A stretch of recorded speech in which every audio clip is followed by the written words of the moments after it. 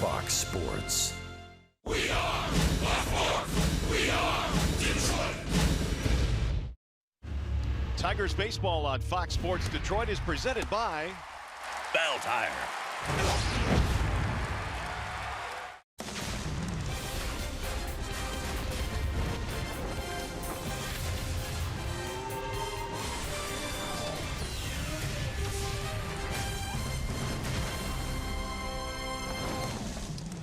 Tonight, the Q Line will make a stop at Comerica Park as the Tigers begin a 10-game homestand here in downtown Detroit. Great night for baseball as J.D. Martinez and Miguel Cabrera get ready to take on the Kansas City Royals.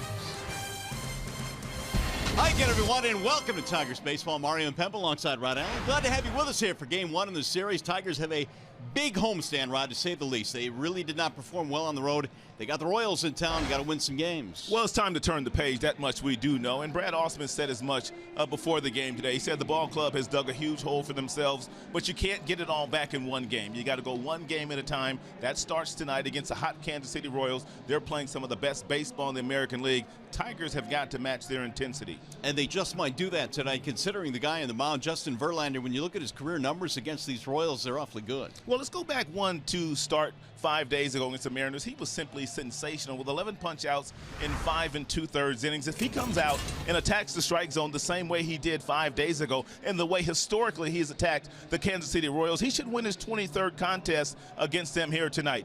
23-10 is the record with a 3.18 ERA with a whip just a shade over 1 for Justin Verlander. But one guy that Verlander must stay away from here tonight if he's in scoring position or if he comes to the plate with runners in scoring position, that's Salvador Perez. He owns Justin. All right, Game 1 in this series just minutes away. After a short break, we'll send you back down to the Call Sam Studios. Check in with John Keating. Coming up tonight, Justin Verlander takes on the Red Hot Royals. Game 1 coming up next on Fox Sports Detroit.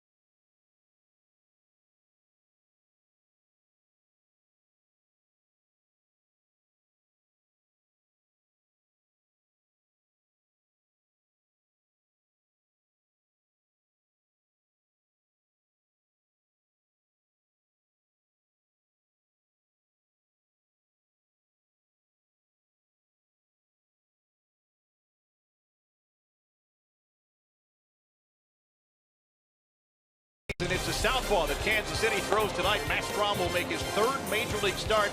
He's coming out of the bullpen to fill the spot of the injured Danny Duffy. Great night for baseball downtown. John Keating with a quick pop back into the Call Sam studio. And Strama's an interesting story. He said he wasn't even the #1 pitcher on his high school team, but he found his way to a baseball showcase. A community college found him there. Scouts then found him, and now here he is starting at the major league level against the Tigers here tonight. Against Strom and any other arm that the Royals throw at the Tigers tonight. If Detroit combines for 3 or more homers, you can bring in a copy of the box score to a participating Arby's location tomorrow and get a free small order of curly fries. You can find a copy of the box score in your newspaper or on the Tigers page at foxsportsdetroit.com.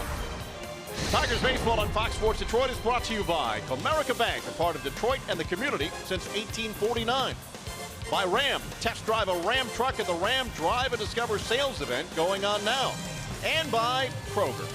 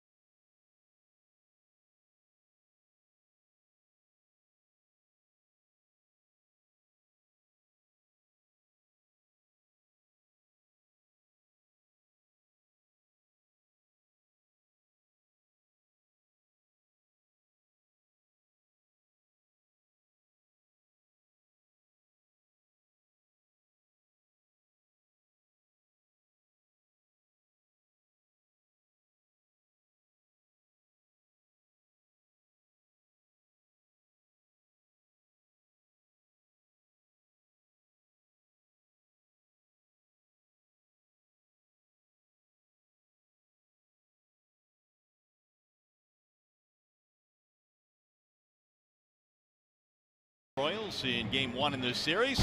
Justin Verlander is on the mound for the Tigers. He is presented tonight by Family Heating, Cooling, and Electrical. And Verlander making his 15th start of the season. He checks in 4-4 with a 4.52 earned run average. That doesn't tell the entire story. 22 career wins against the Kansas City Royals, the most he has against any team in the majors. And here is the starting lineup he will face tonight, presented by your Metro Detroit Chevy dealers. For KC, it'll be Whit Merrifield leading it off, then Bonifacio and Kane. Hosmer is in the cleanup slot, then Sal Perez, Moustakas at third base, Moss, Escobar, and Gordon rounded out for the Royals. Here's how the Tigers will line up defensively tonight behind Justin Verlander. In left field, they have Justin Upton. Center field, Mikey Matuk. JD Martinez, he's anchored in right. Castellanos, Iglesias, Kinsler, and the big fella. Miguel Cabrera round out the infield. And James McCann in there tonight against the left-hander. So the Tigers hopeful of turning things around after winning just one ball game on the last road trip. They are getting it going tonight here against a KC team that has been playing their best baseball. The Royals have Whit Merrifield to lead things off here on a spectacular night here in the Motor City. JV set to go, and so are we. The first pitch is a strike called on Merrifield. Merrifield batting .383 career against the Tigers, so he's done some damage. .283 overall this year. Now the 0-1 pitch. It'll slide low and away. 1 ball and 1 strike. In that series a couple of weeks ago in Kansas City, Merrifield, he wore out Tigers pitching. He's a good player. He sure did. He was 5 for 9 with a homer in that series. In the leadoff slot these days, playing second base for KC. That'll dip low and away. 2 balls and 1 strike.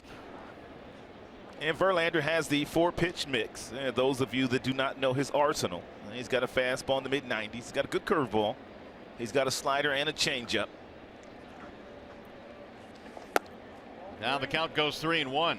Yeah, this is the count that you want to stay out of against the Kansas City Royals. They are a really good fastball hitting team, and more than likely Merrifield is going to get himself a fastball right here. And he's got a little bit of pop. 6 homers this year. And he drives this one in the air to center field. That's going to move Matuk on the run. Still going back. Still going back. Off the base of the wall. Merrifield is on his way to second. And it'll be a 2-base hit bouncing into the shrubbery. A double for Whit Merrifield. Hitting at the major league level is not easy. As a matter of fact, hitting the baseball is probably the most difficult thing to do in professional sports. But as a hitter, when you get yourself in a predictable fastball count and you get a fastball, even though it's 95, it's right down the middle, you're going to get a good swing on it. And every now and then, with that launch angle that most guys are taking these days, you're going to hit it over the outfielder's head, as Merrifield does right there. Early scoring opportunity for the Royals, and now a quick meeting on the mound. Verlander and McCann, and Castellanos coming in as well. Bonifacio will stand in. And Bonifacio's got 11 homers. So he's got some pop in that number two spot here tonight. 26 RBIs for Bonifacio.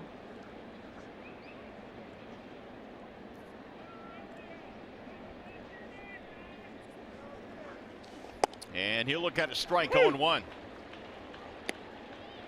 Verlander, of course, brought that perfect game into the 6th inning on Wednesday in Seattle, only to have it spoiled. He had retired 16 straight before the Gerard Dyson bunt, former Royal Gerard Dyson.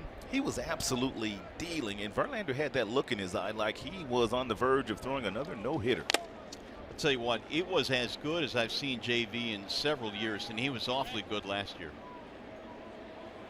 4 hits, ended up giving up 3 runs. He walked 1, and he punched out 11 of the 16 batters that he faced. Pure domination for most of the night before the wheels fell off in the 6th inning. 0-2 on Jorge Bonifacio. Merrifield is second after the leadoff double.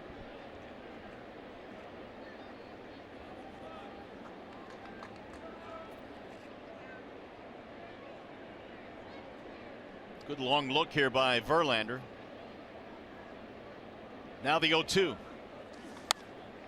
Emergency hack fouled it off. Yeah, you can clearly see that Bonifacio is trying to hit something to the right side of the infield to get Merrifield over to third base. Partner, what in the world does he have on his hand? And that's a huge, that's a deluxe oven mitt. mitt. We had Rajay Davis here for a year, and he sported that oven mitt, but that thing is huge. Yeah, a lot of times you see guys wear that mitt, guys that like to slide head first. Popped up foul, and Cabrera will watch this one sail back into the seats. Already the Kansas City Royals giving Justin Verlander a battle here. He's already thrown 9 pitches, and if you followed Justin Verlander's starts during the course of this year, one of the things that we talk about is the fact that For whatever reason, the opposition tends to foul off a lot of the pitches that Verlander throws, especially the fastballs upstairs. Again, the 0-2, and that spins low. Got away from McCann, but not far enough. Merrifield made the correct choice in staying at second base. 1-2 on Bonifacio. Lorenzo Cain waiting on deck.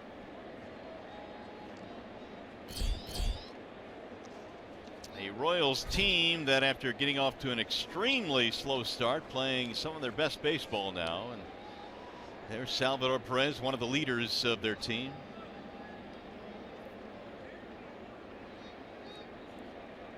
Here's the 1-2, and it's lined to left field, base hit. Here comes Merrifield to third base. They're going to send him around, and he will score. The throw comes back into second, and it's going to be an RBI single for Jorge Bonifacio. And that after JV had gotten ahead 0-2.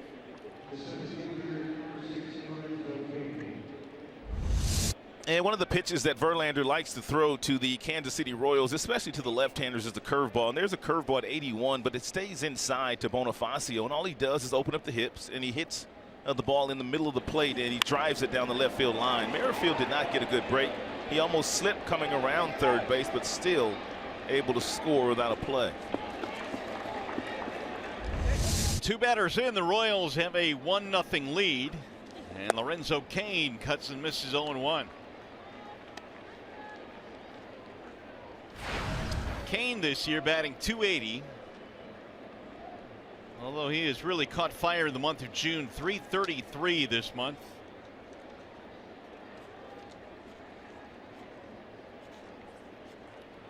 The Royals lately, as Mario alluded to the fact, have been playing some outstanding baseball. They've gotten their record up to .500, 37-37. They're pitching better. Their starters, their bullpen, offense is perked up, but they have not played well within the division. They're 9-18 in the Central so far this year. Why do you think that is? Well, they haven't played all that well against the Minnesota Twins, and the White Sox also give them problems from time to time. The Tigers won a couple of games against them too. But probably when they were playing their poorest baseball at the beginning of the season, they were playing against a lot of Central teams. Yeah, that's the case April and May. It'll miss inside. 2-1 on Cain. Well, Menards brings you the big money encounter. Here's the breakdown that Rod alluded to. The Tigers 16-11 in the Central. And meanwhile, the Royals just 9-18. But you flip-flop those records against the rest of the league. Right. Cain looks at a ball outside. 3 balls and 1 strike. Lorenzo really hadn't had a whole lot of success versus JV. Cain 9 for 36, but he does have a homer.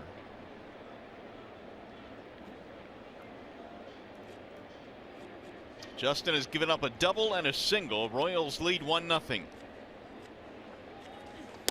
There's a strike on the outer edge. That's a good pitch by Verlander. Instead of throwing that same 3-1 fastball that he threw to Merrifield, the leadoff hitter, he came back with a breaking ball here, slider. And even though it wasn't a great slider, if you get that hitter who's looking for a fastball, and he should have been in that fastball count, they can't pull the trigger on that hanging slider.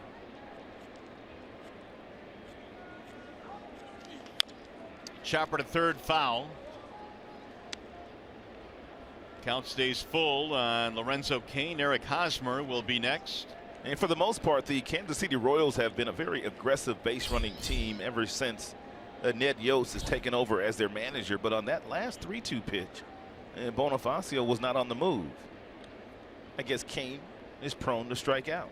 That's what that tells me. Modest lead at first for Bonifacio. He stays put again. Line drive over the head of the second baseman Kinsler into right field.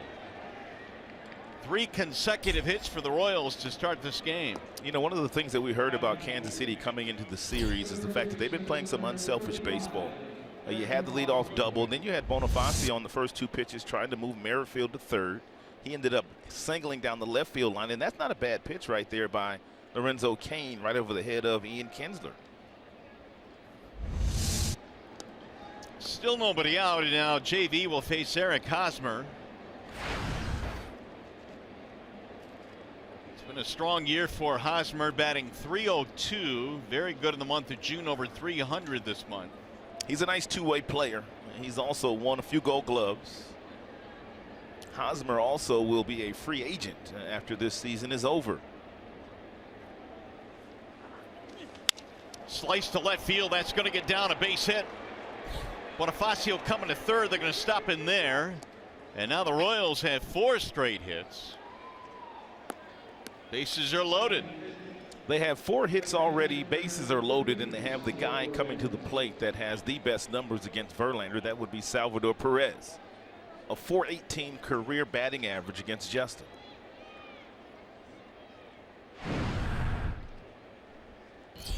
Here you go, .418, and some of the better career numbers against JV.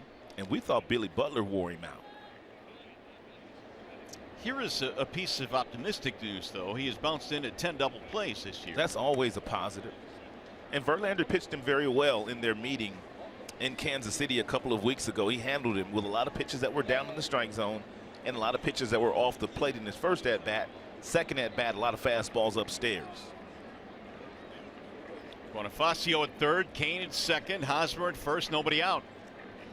And a run in for the Royals. JV will throw from the windup. Little looper into shallow right field. Back goes Kinsler, can't get it. It'll drop in for a base hit, and 2 runs will score. A looping single for Salvador Perez, and the Royals have a 3-0 lead.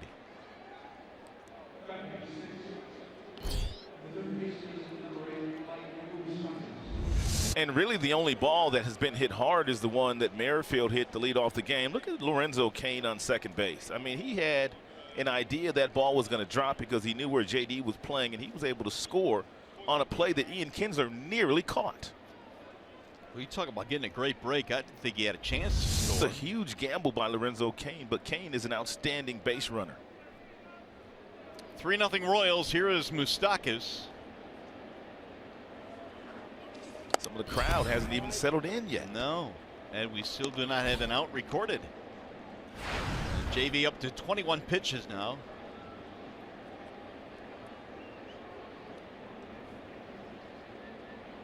.268 for Moustakas, but his home run number is very good. 19 long balls this year. Fouled straight back, 1 ball, 1 strike. He's on pace to shatter and the all-time home run record for the Kansas City Royals in a single season, set by Steve Bye-Bye Balboni. He hit 36 one year. You remember Steve? I remember Bye-Bye. Bye-Bye. No, that's Timberlake. That's Timberlake, yeah. Strong Bye-Bye. Here's the 1-1. Little chopper to first base. Miggy goes to second. Oh, and he threw it off the bag. But Iglesias bailed him out. That cost him a double play. So that'll leave him at first and third now with 1 out. And high hopper to Miguel Cabrera. He goes to Iglesias. He pulls Iglesias off the bag, and had it been a better throw, you're right, partner, they may have been able to double up Moustakas. Very seldom do you see Miggy with an errant throw from first base. He has a very accurate arm when throwing the baseball around the diamond. Yeah, more times than not, Cabrera hits you right in the chest with the throw. Here's Brandon Moss, who is batting just .184. Well, ground ball can get you out of this inning here. Moss is being counted on to supply some power this year. Here's a big swing, 0-1. And they had Kendrys Morales the last couple of years, who was providing a lot of power for them, but the Kansas City Royals are a small market team and couldn't retain Kendrys Morales once he hit the free agent market. He's now playing for the Toronto Blue Jays. Ned Yost has brought the Royals to the World Series title. In fact, back-to-back years to the World Series. Another swing and a miss, and now it's 0-2 on Moss. A couple of really good curveballs thrown by Verlander to Moss to get ahead. And this last one about 81 miles an hour. And coming off the fingertips nicely. It's a nice job by McCann as well, calling for the breaking ball, knowing it might bounce, getting the glove between the legs to make sure the ball didn't get through the 5-hole. Swing and a miss, down he goes. That didn't take long. Moss had an ugly at bat there. Big strikeout for JV, 2 gone. And guess what Moss is going to get the next time he comes up today from Verlander? Yes. 3 straight breaking balls, the last of which chased him down toward that back foot, and Moss just couldn't hold up on it.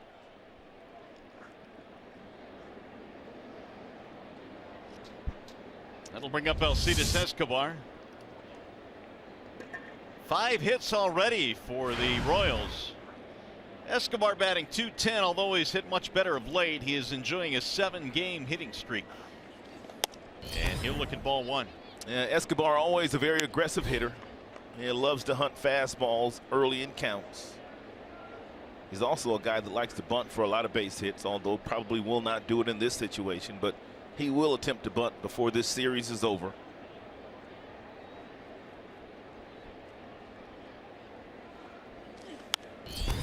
Escobar very durable in one of the more demanding positions in the game of baseball, the shortstop position.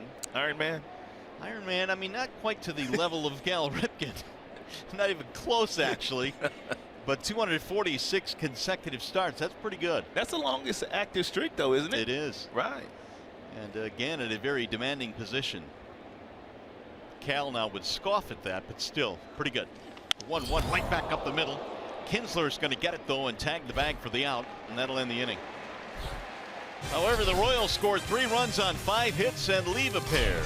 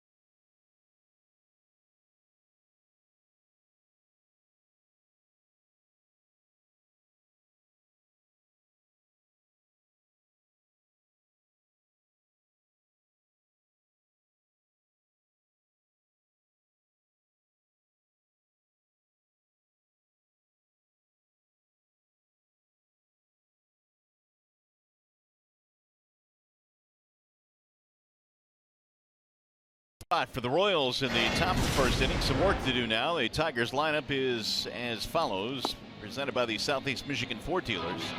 Kinsler, Matuk, and Upton, your top 3. Cabrera batting cleanup in this game. Then J.D. Martinez, Castellanos at 3rd. Hicks, McCann, Iglesias rounding it out for the Detroiters. Matt Strahm, the left-hander, is presented by MGM Grand Detroit. And Strahm, for the most part, has been pitching out of the bullpen the entire year, with the exception of the last 2 starts, making his 3rd start of the year tonight. 2-4 with a 4.80 ERA. He's got a fastball that tops out at about 96. He throws lots of sliders. He will also use his curveball and an occasional changeup. So with Danny Duffy still on the DL, Strahm gets another start, his 3rd of the year, and he goes to work now against Ian Kinsler. And the first one is in for a strike, 0-1. Kins disagrees. And Strahm kind of throws across his body, which sometimes can be a tough assignment for right-handers or left-handers. He's got a long wingspan, which looks like he's throwing the ball from second base position.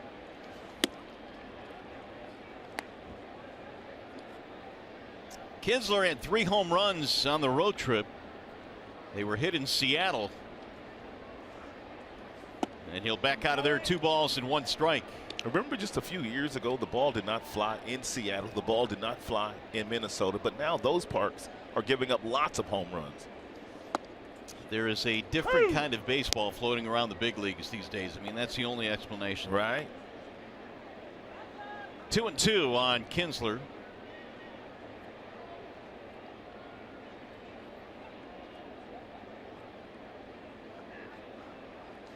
Ian rolls it foul, third base side. And Salvador Perez, the catcher, he wanted that ball up in the strike zone from Strom. And Strom throws a lot of fastballs upstairs, but he did not get it.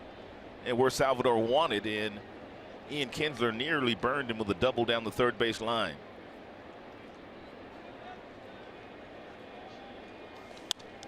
Popped up. First base side for Hosmer. He's in foul ground. Kinsler retired, one gone. Let's take a look at the Royals starting defense, brought to you by Tim Hortons. Left to right in the outfield, they've got Gordon, Kane, and Bonifacio. Up the middle, they've got Escobar and Merrifield. On the corners in the infield, Moustakas and Hosmer. Salvador Perez, he's won 4 Gold Gloves. He's a catcher, and more than likely he will win his 5th this year. He's an outstanding defender. Here is Mikey Matuk. He was one of the heroes on Sunday, tripled in a run and then singled in 2 in the 9th to give the Tigers a win. And it was a win, Rod, that they desperately needed. The last thing they needed was to come home having been swept on the road. Yeah, it was a difficult trip. There's no debate about that. Losing the first 6 of the road trip, and it took the heroics of Matuk to get it done for them on Sunday in San Diego. Can't imagine how long that flight would have been had they lost every single game on the trip. Tigers dropped the first 2 in San Diego and then scratched out a win in game 3. That'll move Mikey back out of there. 2-1 now. And they really had some good starting pitching for the most part on the trip. Yeah, they really did. I mean, Zim, I know, struggled in the last game, but aside from that, really good. A couple of starts by Sanchez, very encouraging. Fulmer was sensational. Norris with a good start. 3-1 on Matuk.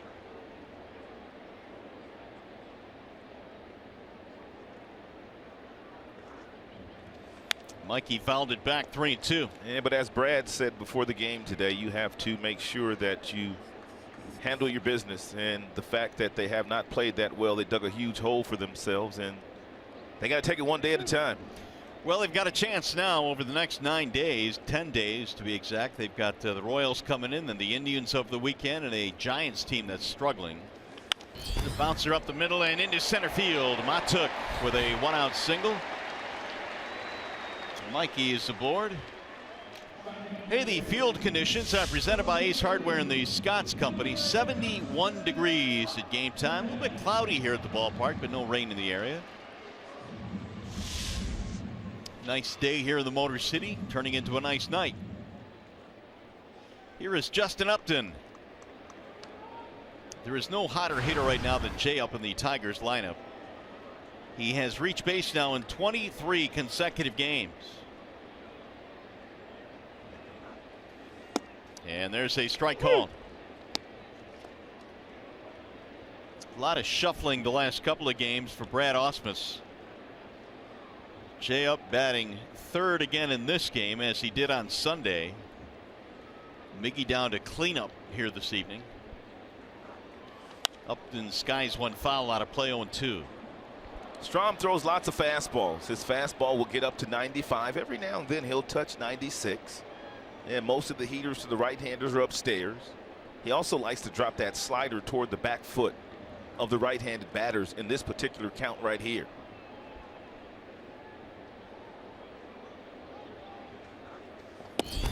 Stayed up high. 1-2 on Upton. Strom is 25 years old, born in West Fargo, North Dakota. As you scope out the scouting report on Mr. Strom. And 139 the opposition hitting against the fastball. That would be righties. 270 against him when there's 1 out, but when there's 2 outs, he tends to pitch a little bit better. And you see the usage there. Fastball 68%, 10% with a curve. He uses the slider 16% and the changeup only 6% of the time.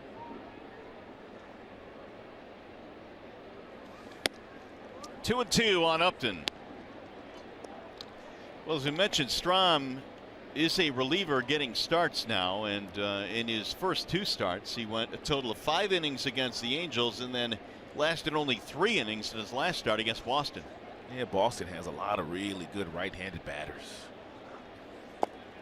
That'll miss low, and now the count fills. When you start thinking about Bogarts and Betts and Bradley and Pedroia and some of the right-handed bats they have, Hanley Ramirez, it's a tough assignment for a left-hander. And they run up the pitch count pretty good as well. Yeah, they do. Full count.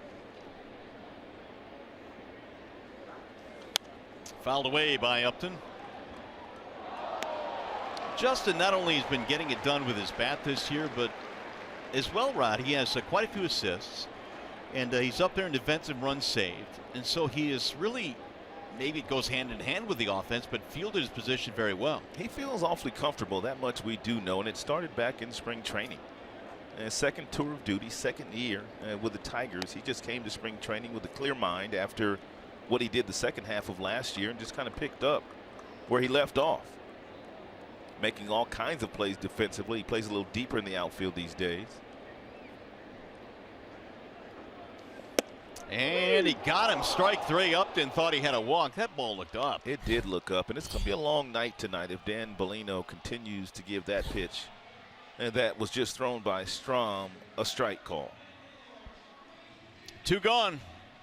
And Bellino already hearing it from the Tiger dugout. I don't blame him. And good at bat by Jay Up. He worked himself into a real nice friendly count, and that ball is, generally speaking, called a ball. It's up in the strike zone.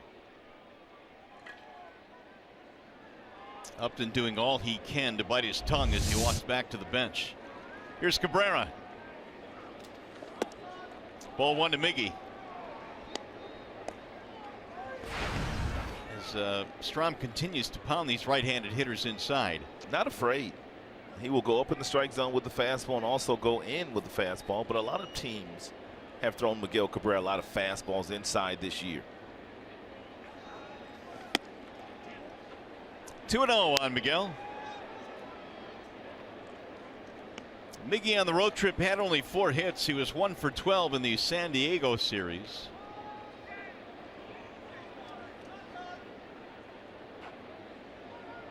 Royals got 3 in the top of the first. Tigers trying to answer.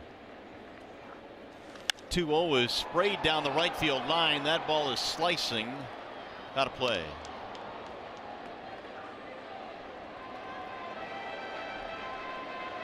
Here may be why Miguel is struggling a little bit. Here's a fastball. Miggy knows he's going to get a fastball, but it's up in the strike zone, but Miggy still tries to get to it, and he's a little bit late on it. You can see the bat was lagging in the strike zone. 3 straight fastballs thrown to Miguel in this pitch sequence so far from Strom.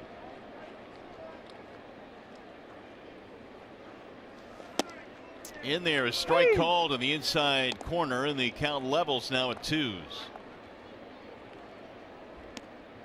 So Strom now is up to 23 pitches. Verlander gave up 3 runs and threw 29 pitches in the first.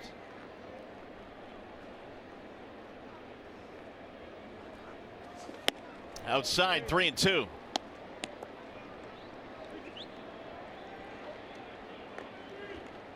JD on deck. And Matuk will be on the move at first base.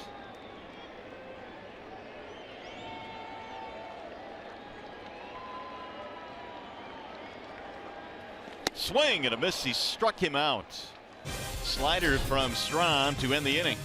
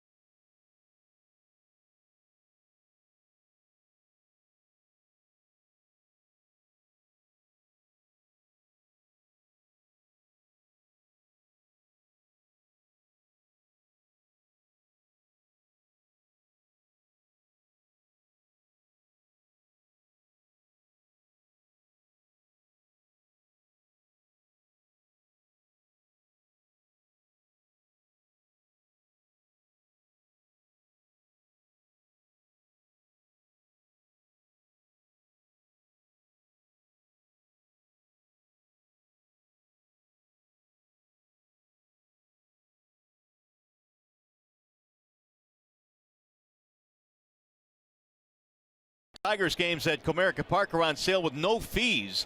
Visit tigers.com/tickets to purchase. Offer ends at midnight, so take advantage of that.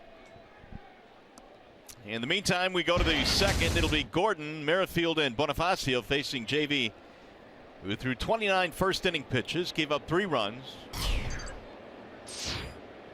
Gordon stands in from the left side and looks at ball 1. So Alex this year struggling again at 191, only 3 home runs and 15 driven in.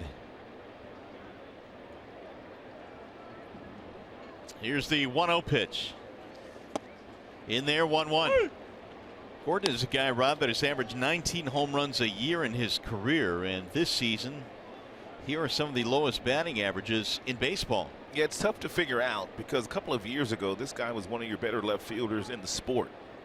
Great defensively, make all the plays, but the last couple of years with that bat, and Gordon just hasn't been able to put it together, and now he's batting 9th in the lineup for Ned Yost. Those numbers were in the American League, but still dead last at 191. He chased a pitch out of the strike zone there. And now Verlander's 1-2. Popped up. Who wants it? McCann and Castellanos. It'll be an easier play for Nick. 1 gone. Here Verlander shouting up, up as soon as that ball left the bat. Top of the order now. Whit Merrifield will stand in. Merrifield got it started by getting ahead in the count to start the game and then roped a double over the wall in center field, a ground rule double. He's a good player. He played his college ball at South Carolina. And he was teammates there with Jackie Bradley Jr., the center fielder of the Boston Red Sox. He's a good player, too. Yeah.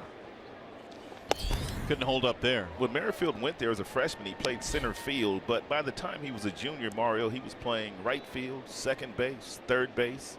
He was playing everywhere for South Carolina. And in one season in the minors, 2015 for the Royals, he played every single position in the infield and the outfield. So they were grooming him as a platoon player. His full name is Whitley David Merrifield. Whitley, known as Whit. David County High School in Mocksville, North Carolina. 0-2 on Merrifield. Breaking ball tapped toward third, foul.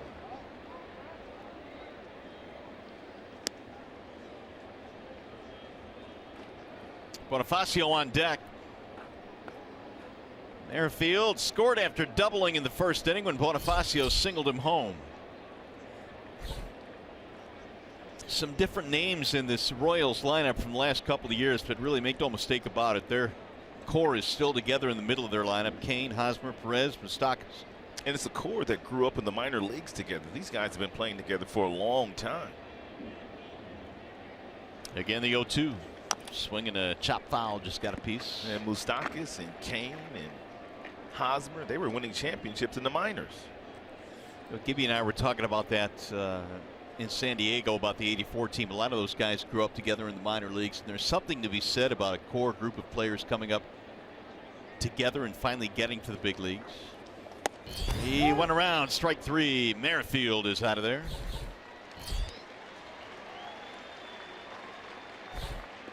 It's a nice job by Justin going upstairs with the fastball after a previous pitch being a breaking ball. So basically what he did was change the eye level of Merrifield, and Merrifield couldn't lay off the elevated heater.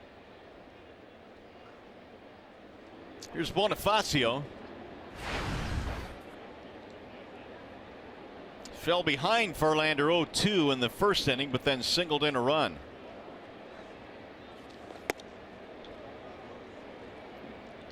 Jorge is the brother of Emilio Bonifacio, but these two guys are very different physically. Yes, they are.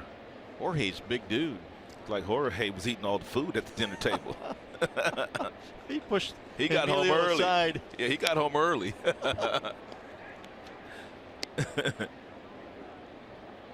1 ball, 1 strike on Bonifacio. Remember back in the day, your mom used to say dinner time, dinner served when the lights come on outside. So you had to be in the house if you wanted to eat dinner. 40 now for Verlander in the pitch total. nubbed foul. I was noticing Justin's pitch count in his last outing. He threw 110 pitches in the 5 2/3 innings that he pitched 5 days ago against Seattle. But the main reason why the pitch count was up was the fact that he had 11 strikeouts. Yeah, he had 10 going into, or actually struck out his 10th to start the 6th. That's when Dyson bunted, and then he got one more before he departed. That'll drive your pitch count up, even though he was pretty much mowing through the Mariners that night. Kane is on deck.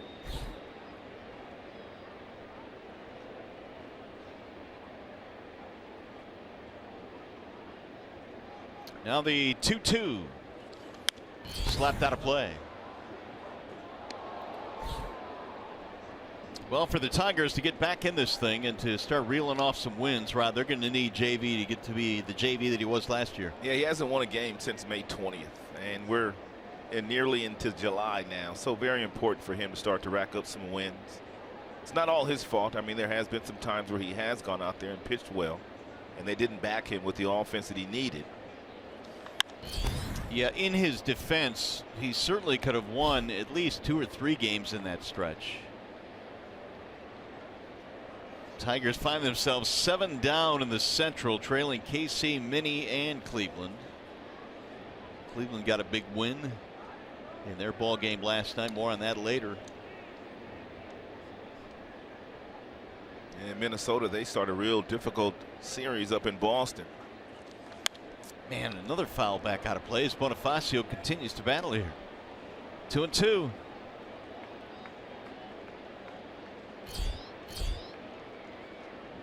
Seven pitch at bat for Bonifacio.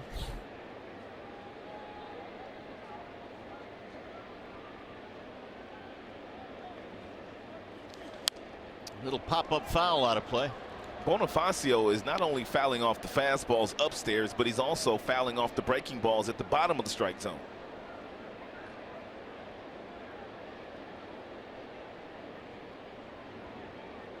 He was at Omaha last year, hit 19 home runs. JV trying to finish him off. And he finally does. Strikeout of Bonifacio ends the inning. JV now with 3 punch-outs.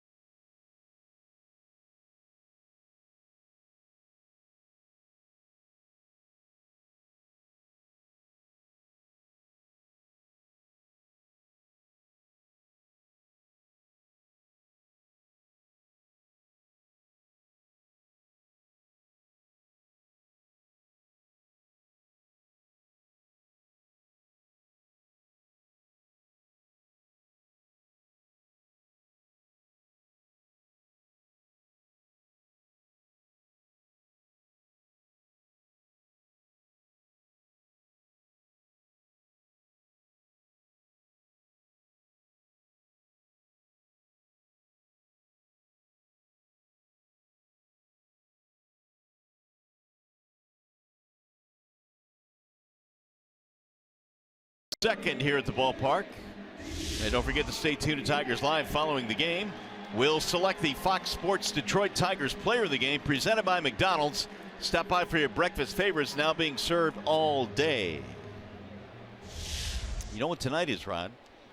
What's barking apart? Yes, it is. How about that? Our furried 4-legged friends are hanging out with us tonight.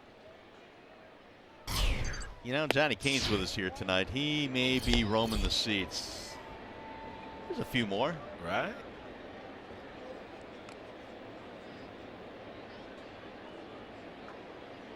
Some are easier to handle than others. Here's a swing and a miss, 1-1 on JD. Well, it looks like some of you need a couple of seats for. I know. And then some you don't even need a seat for. He's thirsty. Yeah, he is. Here's the 1-1. Driven deep in the air to left field. Way back. See you later on this one. It's way gone. Oh, JD got into all of that one. And the Tigers are on the board.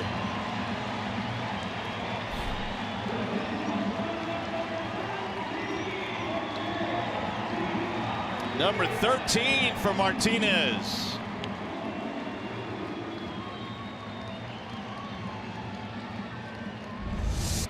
It's really amazing the year that JD Martinez is having. And it looked like a fastball. They tried to get inside. And JD Martinez with that classic uppercut swing. He talks about launch angle. Look at how he gets underneath this ball. And just gets underneath it and hits the ball straight up in the air, and it carries out of the ballpark. It carried way out of the ballpark. And a nice grab. Oh, they dropped it. Didn't hold on, no. Oh, tough break. That, by the way, is the 400th career RBI for Martinez as well. Tigers on the board, 3-1. Castellanos, 9 home runs of his own this year. Nicholas hit .320 on the road trip. And you may remember on Sunday had the huge 2-run homer to the opposite field. That tied the game in the 6th inning. Tigers would go on to win it. Nicholas has quite a few home runs this year the opposite way. Wouldn't chase that one, 1-2. It seems like every ball he hits out of the ballpark is to right or right center. He's got good power in that direction.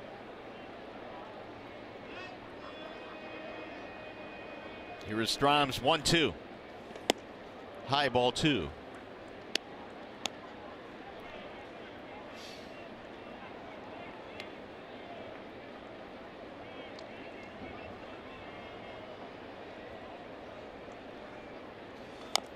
Little tapper. Right back down to the pitcher who throws it away. Castellanos on his way to second. And he is in there. He's out. Oh, he's out. They're going to call him out. Very seldom do you see that play called, but isn't that the second time the Tigers have had that play called in the last 2 days, 3 games? And it was Nick, too, I think, on the road trip. I mean, you can go an entire year, Mario, and not see this play called, and very seldom do you see the umpire call it without the opposing manager coming out to instigate the conversation. Yeah, but you could tell that Nick was clearly on the grass here.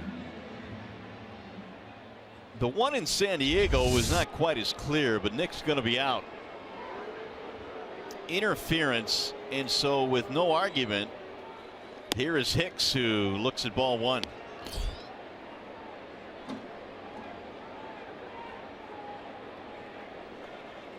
Bad break there for the Tigers. A wave and a miss. 1 ball, 1 strike on Hicks.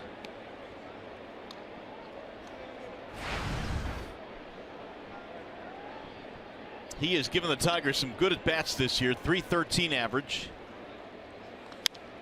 High fly ball, shallow center field. It's going to be Lorenzo Cain, and there are 2 gone. Before we get to James McCann, I want to take one more look at this JD Martinez swing. He told me in the clubhouse a couple of weeks ago, every single swing, he simply swings up. And take a look at that swing by him, and he says he does not want to hit ground balls. He simply wants to hit all fly balls, and judging by the swings he's taken this year, he has hit a lot of balls in the air.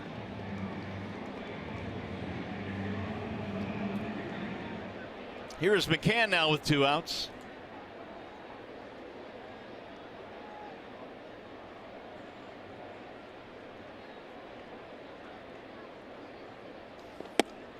Ball 1 high to James, who is catching again in this one with the lefty Strom on the mound.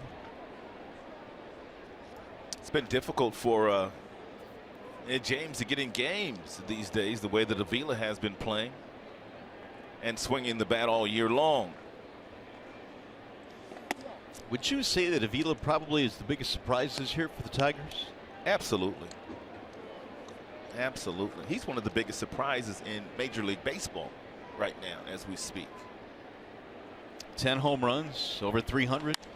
High fly ball center field. Kane again measuring it. And that will end the inning. Tigers get a run though. The home run by J.D. Martinez. 3-1 ball game.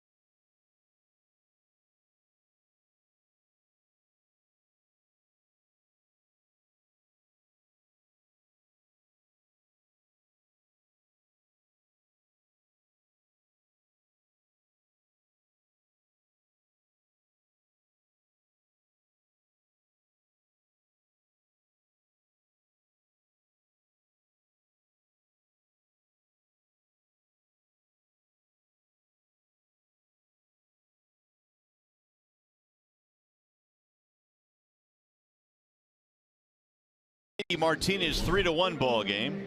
And just a reminder, as you enjoy a cold one, to look forward to Miller Time later in tonight's game, brought to you by Miller Lite. Home run from Martinez gets the Tigers a little bit of life. They're on the board now. Verlander goes back to work. He's got Lorenzo Cain to lead things off. And Cain takes ball one.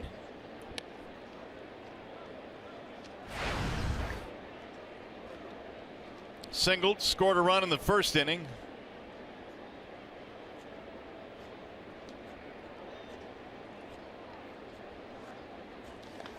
Grounded back up the middle into center field. A base hit for Cain, who is now 2 for 2. Cain is a unique story.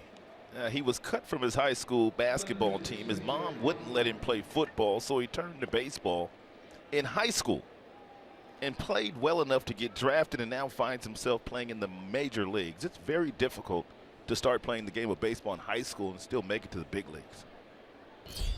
Have you read some of the stories, though, on Cain when he first went to his first baseball practices? Well, he had the hands upside down and everything, yeah, right? He's wearing jeans and t-shirt. Right. But boy, has he blossomed, He man. has blossomed. I mean, he said all his teammates in high school, they were all travel ball kids. Kids have been playing baseball their entire lives. And he ends up the guy in the big leagues that they come watch play nowadays. He's got 14 steals. He has not been caught yet. And that's the reason why Verlander will pay special attention to Lorenzo.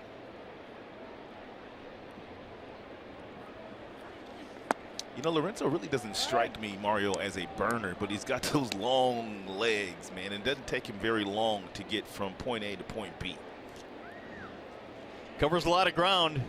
Covers a lot of ground in center field as well. Cameron Maybin, he's got 24 steals. You know, I saw it the other day. He had 21, and I'm thinking, what? He's been on the DL, and he's up to 24 now. Hosmer takes inside, 2-0. And one of the things about Hosmer these days, and the reason why the batting average is over 300, the last couple of years, he's gotten a lot of hits the opposite way. They used to over-defend him to the pull field. They no longer really do that in the infield.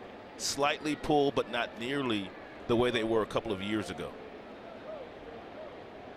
That's one way to change how teams want to pitch you. You start hitting the ball the other way. No doubt. His first time up, he singled to left field. What is your opinion? Are more hitters now taking advantage of those shifts and going the other way? Because I'm seeing it a little bit. I don't know that I see it a lot. Do you? I think some of the smarter hitters are, Mario. I think the guys that are not trying to hit the ball out of the ballpark, they really take advantage of all the holes that present themselves to them with all the movement of all the defenses in Major League Baseball these days. Here's ball 4, and Hosmer gets a 4-pitch walk. Let's bring in our buddy Craig Monroe, who's watching the game now down on the field. And Simo, the pitch count up early against JV here in this game, much different than his last start in Seattle. Yeah, I give the Kansas City Royals a lot of credit, though. They're making him work. They're battling, getting some traffic on the bases. And Salvador Perez continued to be a thorn in his side. He made the pitch that he needed to make to get inside on Perez with the bases loaded. But he was able to muscle it over in Kinsley Head in short right field. So right now, they're very comfortable with a 3-1 lead. And now they have to face Perez again with traffic on the base pass and really no place to put him. There's a strike called. I find it really interesting, and I don't know what the answer to the question is, but how can any guy really be as locked in against a guy like Verlander, who is a Cy Young winner, an MVP, and a guy that's just had a terrific career? Perez said that Verlander throws him strikes. He said Verlander does not back away from him, even though he has great numbers against him. He said Verlander still comes after him. Got him to wave through a breaking ball there, 0-2. Simo, you have any ideas on why a guy like Perez would have, amazing success, over 400 against JV? Well, a lot of times guys raise their level, their focus when they're facing the best, and JV would fit that bill. He's one of the best, and he's been one of the best in the game. So you, as a competitor, you love competition, and so you just try to find a way to raise your level. And it seems like Perez has been able to do it against Verlander. Wouldn't chase that one. If you're Verlander in this particular situation with Kane on second base and Hosmer on first base, you cannot forget about them. And both of those guys have the ability to steal a base. Kane already 14 this year and has not been caught. And Hosmer has 3.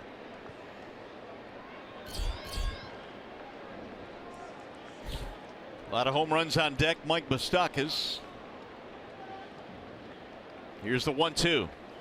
Swing and a miss. He struck him out. He got Perez that time.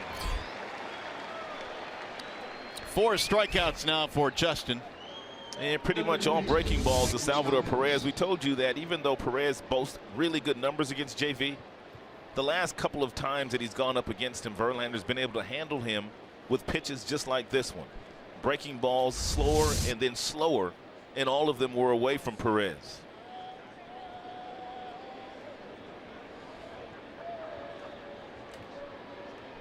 Here is Moustakas. Hit a ground ball his first time up.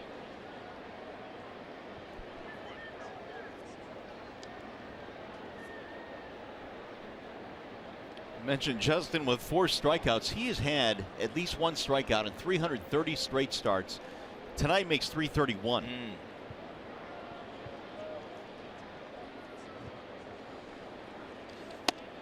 Ball 1. Now you might think, well, big deal, 1 strikeout, but there's usually a few starts a year where maybe you get bounced early. Not the case with Verlander. At least 1 strikeout in every game. It's amazing. And we've watched one of the best, though, for the better part of a decade. And no one has thrown more innings than Verlander. No one has more strikeouts than Justin. Ball 2 inside to Moustakas. Guys, and playing with him, too, and playing with Justin Verlander, you just love the way he competes. He is a bulldog. And he's the definition of bulldog as far as I'm concerned. He's the guy that you want in the fight with you because he comes to bring it every time he takes the bump. The other thing is, don't get in his way in the locker room before a start. No, he's not got at those all. headphones on, man, and he's just locked in. There's a strike called. Iglesias was standing at second base looking for a pickoff throw. They had Kane picked off. Had Verlander gone to second base, they would have picked him off because Kane was very aggressive with a secondary lead. Look at Kane. He does not know that Iglesias snuck in behind him. Also, watch Hosmer over at first base. Watch how he keeps peeking at Lorenzo Cain. When you're at first base, you have to pay attention to the second base because you have to go when he goes. Look out. Oh, that is rifled in the seats. Oh, my goodness. And thank God it hit a seat. Yes. Yeah, you're right. Thank goodness. Oh, that's scary. Take a breath. I had to right then, guys. My bad. Man. Wow. 2-2 on Moustakas.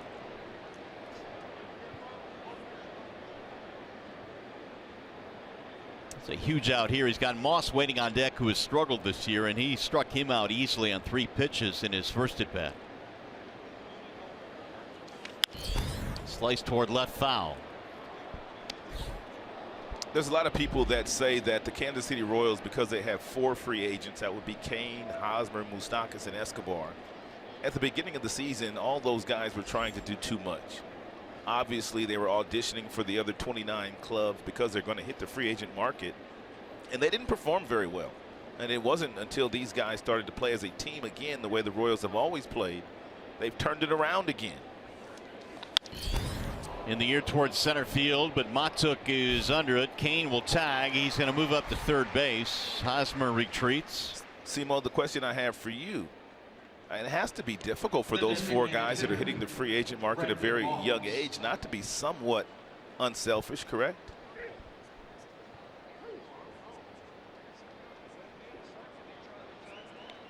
The other guy that is also going to be a free agent is Jason Vargas, who has 11 wins. Yeah. So the Royals, with their stretch here, may have decided to change course on whether or not they're going to sell at the deadline. They are smack dab in the middle of it now. Here's Brandon Moss.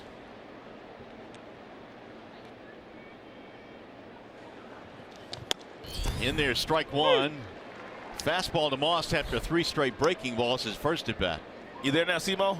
I'm here. The question I have is, with the free agents that they have, all the young players, Cain, Moustakas, Hosmer, Escobar, Vargas, is it tough for those guys to go out and not play for themselves when they're due a huge payday?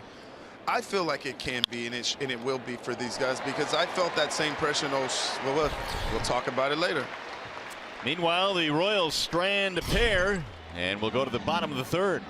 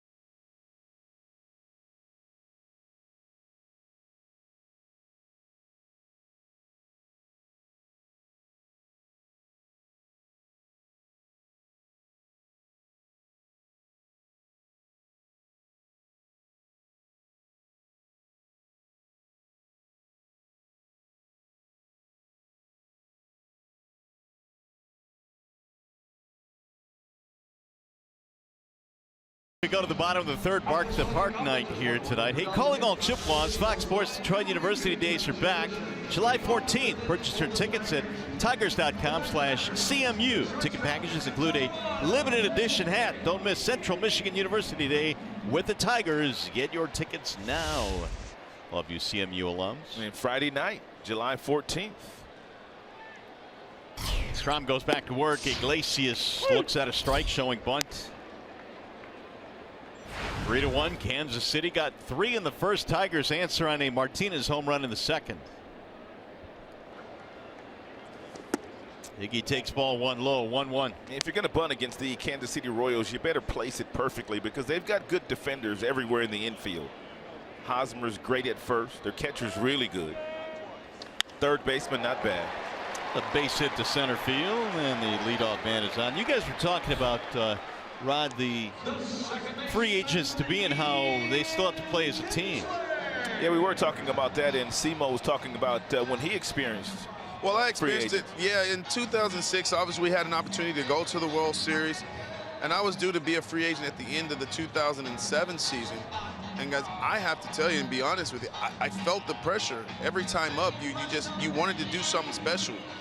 You wanted to put up some big time numbers, because all of us want to be in a position to where you can take care of your family. And so those guys feel the pressure, make no mistake about it. And it's so vital to your success to kind of not allow yourself to think about it and focus on what you've been able to accomplish throughout your career. And so it does kind of play some mind games with yourself when you're faced with a decision that these guys will have to make at the end of this season. How are they able to flip the script, though, in the month of May for Hosmer and the other guys in the month of June, that they're playing as a team again? Well, I think that's what happened. You get back to winning, and when you win, you get the attention, and it just seems like when everybody plays selfless baseball, so to speak, your numbers are going to be there. And I think the Kansas City Royals and their core players realize that, and now they're rolling. Well, here's the other thing, in my opinion. You know, this is a Royals team that went to the World Series for 2 straight years and won the World Series, so they've gotten a taste of what it's like if you are pulling all in the same direction. That has popped up off the bat of Kinsler. And it's going to be Hosmer to make the play, 1 gone. So, you know, in essence, I think these guys, Rod, have been to the top of the mountain, and they want to kind of get back, so maybe that helps. That's a great point. And that is a great point. Dayton Moore is their general manager, and he's a tremendous general manager, and he probably built his team from scratch from guys from AA. He's added some free agents, but the players started to hear the whispers, guys, that the Tigers players are hearing, that if they don't kick it in gear, if they don't start to play a little bit better, they're going to have to make some changes and trade some players away. And now these players are forcing the general manager's hand. Well, the Royals certainly turning their fortunes around, making things much more interesting. And obviously, if you're the GM of the Royals, you want it that way. You'd much rather have a shot than having to rebuild. Another toss back to first. Iglesias drawing a throw. And you're also, guys, you're brothers. I mean, you hang around, you're with each other all the time, and you build some very special relationships. And guys probably got together and said, look, man, we've accomplished something great, but we have an opportunity to do it again this year together. Let's turn this thing around. And those things can happen as well. Man, that was a great pick there by Hosmer. Well, you have to be careful when Perez is behind the plate because he's fearless with his throwing ability. And not only will he try to pick you off at first, but he'll go around the diamond, second and third as well. He's already won 4 Gold Gloves.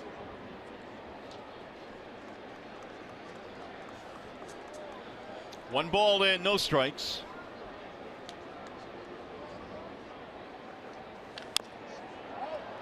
Bang that one off his foot. 1-1 on Matuk. Interesting thing about Sal Perez, guys, is that he's a big-bodied guy, and we've heard over and over through the years that the bigger catchers have more difficulty framing pitches or showing the ball to the umpire, really being a good defensive catcher. But Perez is he's different. He is different. Another big-body catcher is Wieters, of course, of the Washington Nationals. Joe Mauer was a big-body guy, at least tall frame when he caught for Minnesota. But most of your catchers are guys that are built in a stature like a Pudge Rodriguez or Yogi Berra or some of the other guys that have not been so tall. James McCann, yeah, big fella. Oh, he's put together now. Yes, he is. Way high, 2-2 on Matuk. Mikey had a single in the first inning.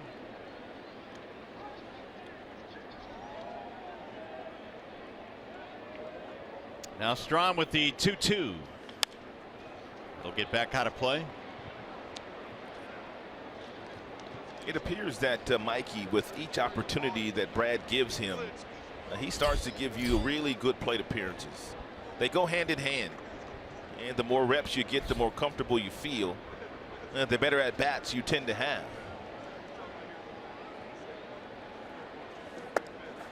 Mikey was very popular before the game today with the media. They were swarming him around his locker, and obviously the most important guy was Victor today, as his return is looming. But Matuk had such a big game and a big spot on Sunday that he had some questions to answer. Yeah, he felt like the quarterback on the college campus, right? That's right. There's a drive to left, but it's going to go foul. Well, rightfully so, too, guys. He's been putting together some great at-bats. He's been coming up big for this Tigers team. So I'm not surprised that the media was hanging around Mikey Matuk's locker. Did he catch it? Wow. Nice. Yeah, not bad. Rolled foul right by Clarkey. Tigers, as we know, have really not had a whole lot of production from the center field position. There have been a lot of guys that have gone through there this year, even guys that are not with the team right now, and Jacoby Jones and Tyler Collins. But Matuk giving them a measure of power from that position. So much so now he's been swinging the bat so well that he's batting in the 2 spot tonight.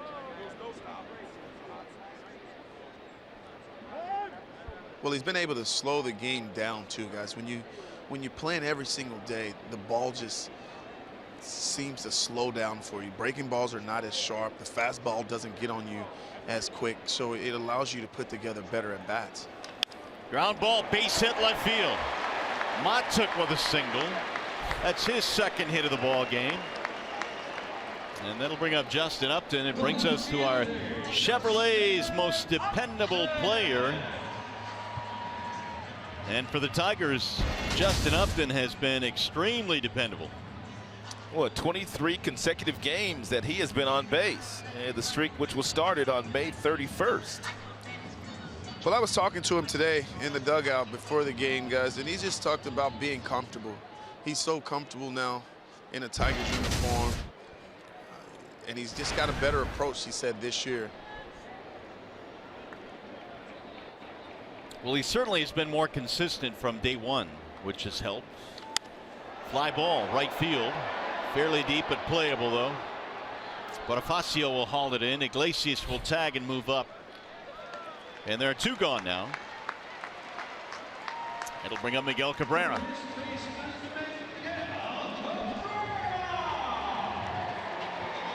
Good spot for Miggy to drive in a run here. Get him going. The first time Miguel was up, they threw him 5 straight fastballs before finally getting the strikeout on a breaking ball on the 3-2 count.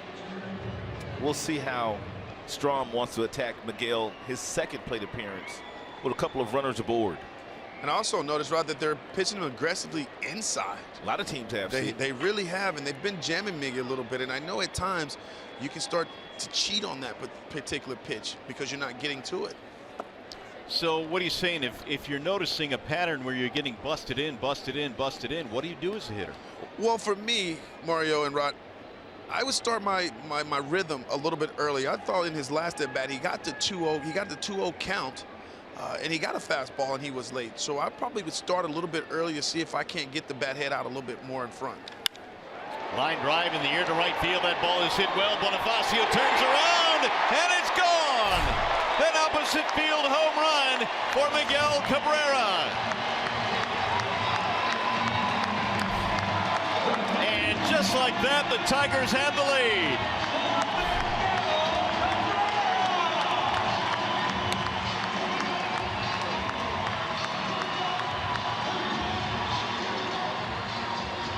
Miguel Cabrera now has 6 home runs the opposite field, and I had a feeling before the game today Miguel would do something special. He was my pick to click. He got a little change piece at 82 off the plate outside and took that classic inside out swing and lined it into the second row in right field. That thing was coming in hot. And that's the kind of power that Miguel has demonstrated the opposite way his entire big league career. 4-3 Tigers with a 3-run third inning, their second home run of the game. And this guy has the other one. Martinez launching that one way foul. JD homered in the second. Simon, what's your thoughts on launch angle these days? I know JD talks about launch angle and uppercutting. Do you buy into that, or do you have another theory? I don't know necessarily. I believe that I'm not buying into it, Rod. I still believe, you know, line drives, the average will continue to climb. You can be you're also able to spray the ball to all fields. I'm not sure if I would want to be a fly ball hitter, so to speak. I think the batting average would suffer. I think it also depends on what kind of player you are. Here's the 2-1. Chop to third, foul. But guys that hit home runs, fellas, you have that natural uppercut in your swing. And I don't really necessarily think you need to think about the launch angle and trying to create it. You create it naturally. I think when you think about that, you're going to hit more fly balls. Swing and a miss.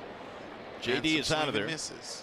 And that'll end the inning. However, Miguel Cabrera with a 3-run launch to right field, and the Tigers have taken the lead.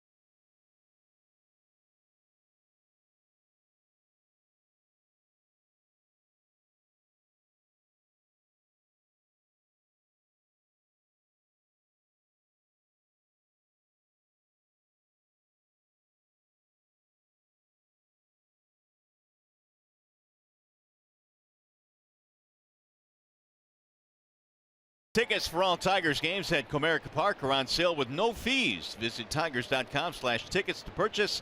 This offer will end at midnight tonight, so take advantage of that. Bark in the Park night tonight. Some goodies in that bag. Here come the Royals now as Escobar leads it off, and he looks at the ball inside. Huge inning here for Justin Verlander. His team has just gotten him the lead, and the one thing that he must do is when they walk off the field, they're still winning 4-3. It's an absolute must here. Tigers have 4 runs, 5 hits, and the Royals 3 runs, 6 hits. They scored all of their runs in the first inning. Yeah, this next fastball, it really doesn't matter where it's at. Escobar will be swinging at it. Now the 2-0. And it's in there, a strike, a fastball right at the top of the zone. And it was right down the middle. 2-1 on Escobar. Hit into a force to close out the first inning, 0 for 1. 7-game hitting streak for the Royals shortstop. Here's the 2-1 pitch.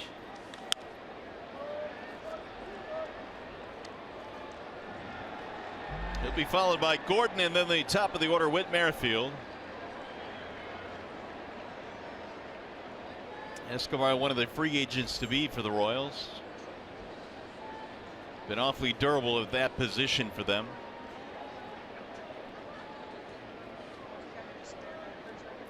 Here's the 2-2. Got a piece of it, stay alive. Another breaking ball from Verlander to try and take care of Escobar. Justin threw 29 pitches in that first, and has been trying to get his pitch count in order since. He's up to 70 now. And fellas, talking about the breaking ball, he's using that pitch a lot more than he did early in the season. Early it was 17.3%. Now it's 23.1%. There's a line drive to left, base hit. It'll be a leadoff single for Escobar. We check in now with Johnny Kane. All right, boys, it's a real who's who out here in right field beyond the foul pole. It's the second annual Bark in the Park. And how about we got plenty to choose from. Coco, a Yorkie, right? I was listen, everybody loves their dogs. It's like having kids, you know, you're always showing pictures. I was walking by and this guy's like, I know you want to interview a really good boy. I was like, listen, buddy, he's your best friend, but don't try to pawn it off on me. But no, honestly, beautiful dogs out here. And it's a cool thing to do. I mean, a lot of people look forward to this throughout the year. Have a chance to bring your best friend to the game and take in all the action. It's pretty cool. You know? Coco, huh? Yeah, a little Coco out here. I had an experience with a Yorkie years ago. That's another story. Is that a good bad experience? Seriously. I actually had a Yorkie.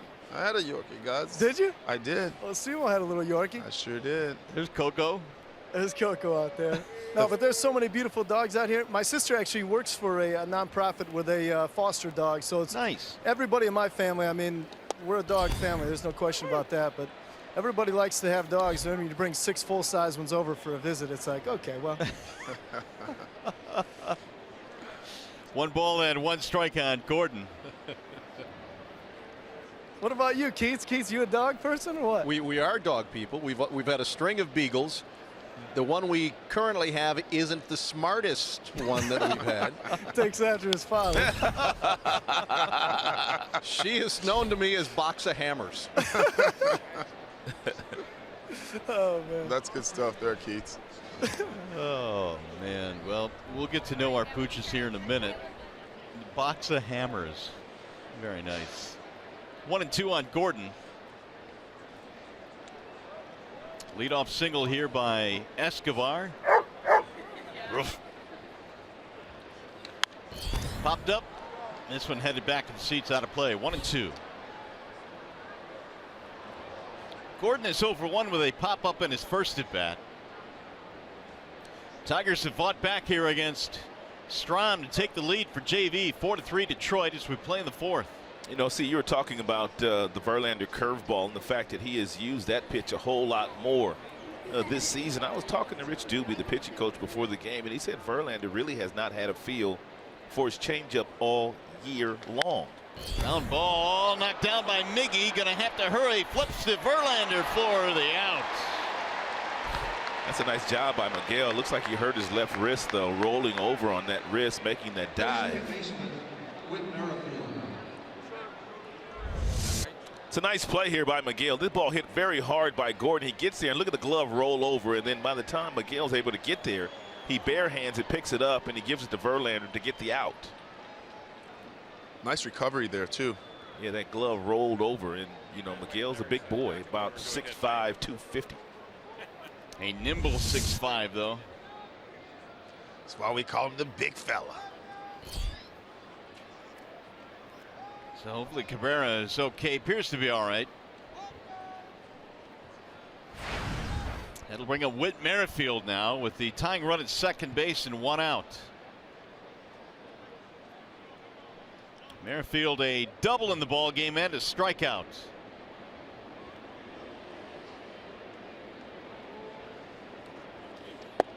Breaking ball dives in for a strike, 0-1. Yeah, the double that Merrifield hit, that was to begin the game. That was over the head of the center fielder Matuk, and that was on a fastball. And Verlander struck him out on breaking balls the next time he was up, and he started him off with another breaking ball.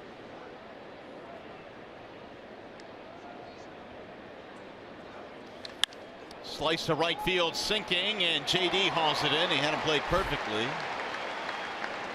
Runner holds and 2 out. Some of the other dogs that are near and dear to us. Here we go. Oh, look at Cookie Monroe. That is Cookie Monroe, the dog's best. That's a man's best friend right there. How about Polo? How about Penny and Pemba? Look at Penny. Look at Penny. Lola Disick, Jason Disick, our producer. And Casey and Otto Isofano, Mark Isofano, our director. Oh, look at Griswold Kane. That's beautiful. Griswold's a beauty. That's beautiful. Griswold's got a new home. Hey, Johnny Kane, what kind of dog's Griswold Kane? Griswold, big old bulldog. Big old and yeah, they had to get him. They had to get him right with some different medications, and my sister just found a new home for him. So next week he'll have a new place to live. So we're happy for Grizz. Sweet, good job, good work too by your sister. Thanks. Man. Excellent. Well, now is that your dog or is that Kathy's dog? Well, you know, every time I come home from the ball game, Penny is sprawled all over Kathy, so we'll go with Kathy's dog. And it's probably the same with you guys too, man. The moms. Well, Polo actually was Rachel's dog. Is that right? Rachel bought Polo in college, and that's another story for another day. She brought him home, and then Polo. Whose is that? Oh, that's Corby Keating. Oh, that's Corby. Look at that, man, sleeping just like her old man, huh? That's a rarity. A shot of Corby sleeping. Yeah, but my kids brought dogs home from college, and now both of them are gone, and now the dogs, they hang out with us all the time. Nice. Well, now how did you select the name Polo? I don't know. Rachel selected that name. Okay. We have a couple of dogs. We have another one by the name of Louie. I have 2 dogs. That was Andrew's dog. Guys, I'm lobbying for another dog, and it's not working. Oh, really? Oh, no. Mama's like, I'm the one that takes care of it. I'm like, yeah, you're right. Well, she but does. they love You're gone us all the time. Yeah, but Cookie loves me. Cookie's more of a daddy kind of dog. She hangs out with me. When everybody in the house don't like me, I can depend. I mean, I can absolutely depend on Cookie. She has my back, that's for sure. Here's the 1-2 to Bonifacio, and a swing and a miss struck him out. That'll end the inning. They've threatened but do not score. More dogs to break here on Park at the Park night.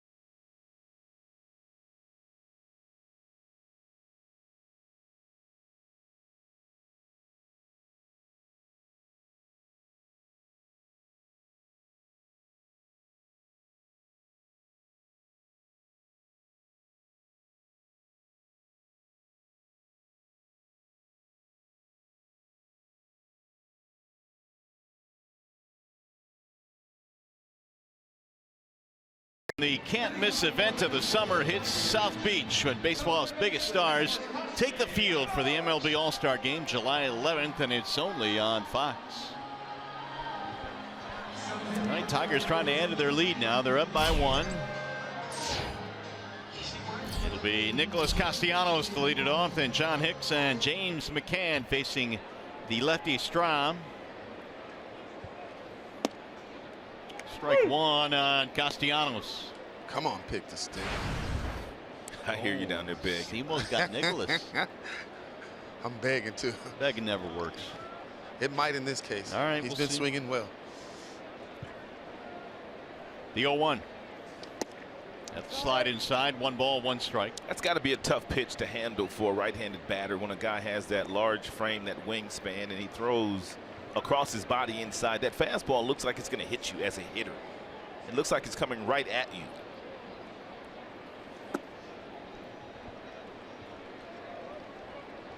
Two and one on Castellanos. Strom made his major league debut last year, appearing in 21 games for the Royals out of the bullpen. The 2-1. Tigers have seen Strom a handful of times, but that's when he was pitching out of the bullpen. He is making his 3rd start tonight. He's had 1 start against the Angels, 1 start against the Boston Red Sox, and now Detroit.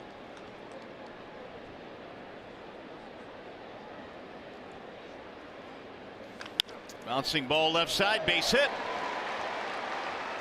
Leadoff single. Strom, when he was in the minor leagues, he drew some comparisons to Chris Sale, now of the Boston Red Sox, and we're going to show you some of those similarities. And both have the very high leg kick, and both guys basically land in the same spot, and they throw across their bodies. You can see the elbows are out, the glove is out, and the arm angle they throw from is pretty much identical as well. And the biggest difference, obviously, is Chris Sale's made all-star teams. He's been in the big leagues a long time, and he throws about 4 miles per hour harder than Strom. But there's some similarities there. Fouled away by Hicks. How did you like facing guys with that long, lanky frame, Simo? Well, for me, against most lefties, pretty much every lefty when I play, especially being a right-hand hitter, I would commit to right center. I kind of forgot about left field because they have that natural fading away. I mean, it's natural too, so you have to make sure you stay on the baseball. So I would forget about the pull side and focus more on right center. And I felt like I hit lefties good throughout my career. And it's because I wasn't afraid to get jammed. I didn't feel like they could beat me on the inside part of the plate with anything. Of course, the ultimate lanky lefty with great stuff was Randy Johnson. Yes, he was no joke. Now, that wasn't a scary at bat.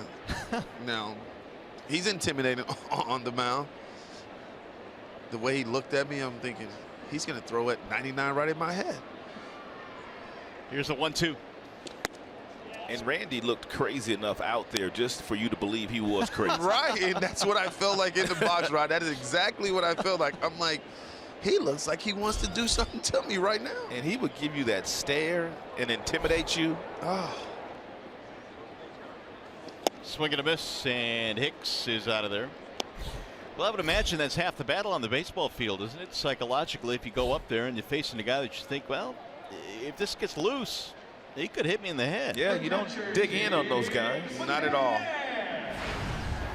And then you face him a few times, and then you allow that to get out of your mind, and then you start to just playing baseball and like, okay, well, I just got to go compete against him no matter what. Now McCann with 1 out. 4-3, Tigers have the lead. They have hit 2 homers tonight. The big one, a 3-run shot by Miguel Cabrera in the 3rd.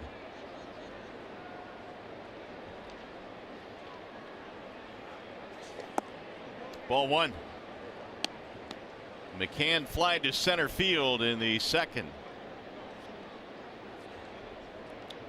Well, you know, we did a little digging, and apparently Mr. Monroe wasn't as intimidated as he's letting on here of Randy Johnson. I mean, I ran into one later in his career. Well, you were 3 for 10 with a long ball against him. That's 300. That's pretty good, Simo. You do that for about 10 years, that'll get you to the Hall of Fame. Well, I just happened to run into it. He hit my bat, so to speak, is what I was thinking. You just curled one inside the right field pole, right? Yeah, buddy. Here's the 1-1. And he hit him. So McCann is hit on the foot. I'll put 2 men on now with 1 out. That'll bring up Iglesias. Jose really had a nice at bat his first time up, singling sharply up the middle against Strom.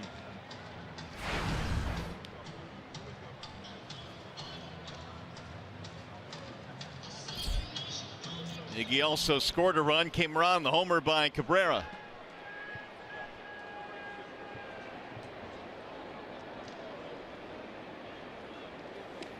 Ball 1. Iglesias had 2 hits in his first 2 at-bats against Seattle on the last road trip, and then had 1 the rest of the trip. He had about a 2-week span where he was on fire before that. That was going into that road trip, and it looked like he was going to continue that. Now the 1-0. Outside 2-0 on Iglesias. Well, guys, I thought he was in more. I thought he was in control of his at-bats a lot better here at home, and then when he went on the road, kind of got away from that approach. Maybe chasing a little bit too much. Maybe feeling the heat, the pressure, with the team not playing well.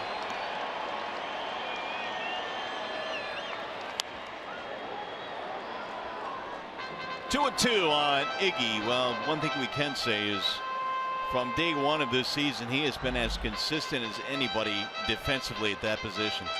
I haven't seen a shortstop in the American League play as well this year as Iglesias has been playing.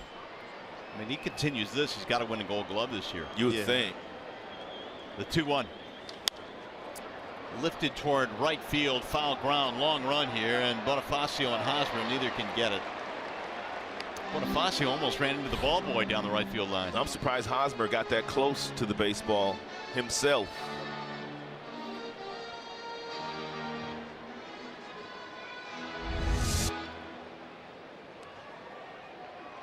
Hosmer right now is the leading vote getter for the All-Star game a couple of weeks ago in Miami. That's exactly where he grew up in Miami. It'd be nice for him to make the team. Nice homecoming. Yeah. Like to see Miggy pick up some steam, but don't know if this is going to be the year that Miggy gets there. He's had a slow year.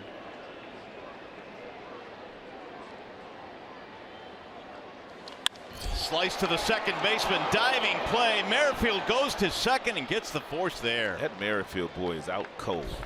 I mean, he really is. He can play every position on the field. He's their definition of our Andrew Romine, and what a play he makes here. Not only does he take a hit away from Iglesias, but he also takes an RBI away from Iglesias, and he also gets the lead runner. It's going to be it for Strom. And Yost going to the bullpen. They had Moylan warming up. Great play there by Merrifield, saved a run. And it's going to be a wall side windows pitching change. We'll be back.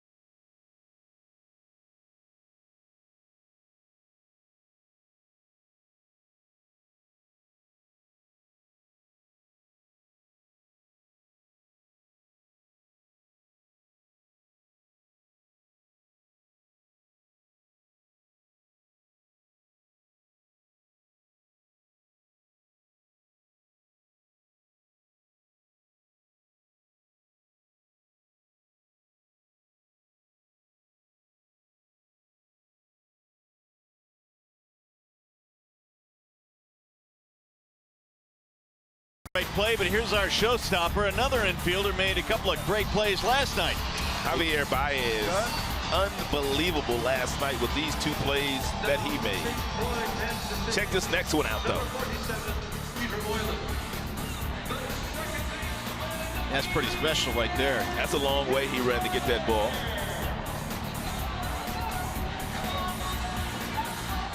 Javier Javier Baez showing off his glove against Washington last night. Here is Peter Moylan to take over. And take a look at that bottom stat regarding Moylan. He's inherited 30 base runners already this year, and only 7 have come across the plate to score, and 3 of those occurred in his last outing on Sunday against Boston. So he's been outstanding at stranding inherited runners so far this year. He'll try and do it again here as Iglesias draws the throw. It'll be Kinsler with runners at first and third, 2 outs. Peter is not a hard thrower. Top fastball, probably 91. He throws from a sidearm angle. He'll also throw a lot of sliders and a lot of changeups.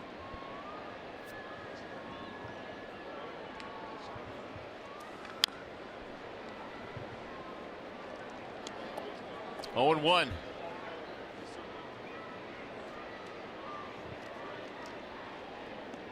Castellanos at third base. There's Iglesias, who was just robbed.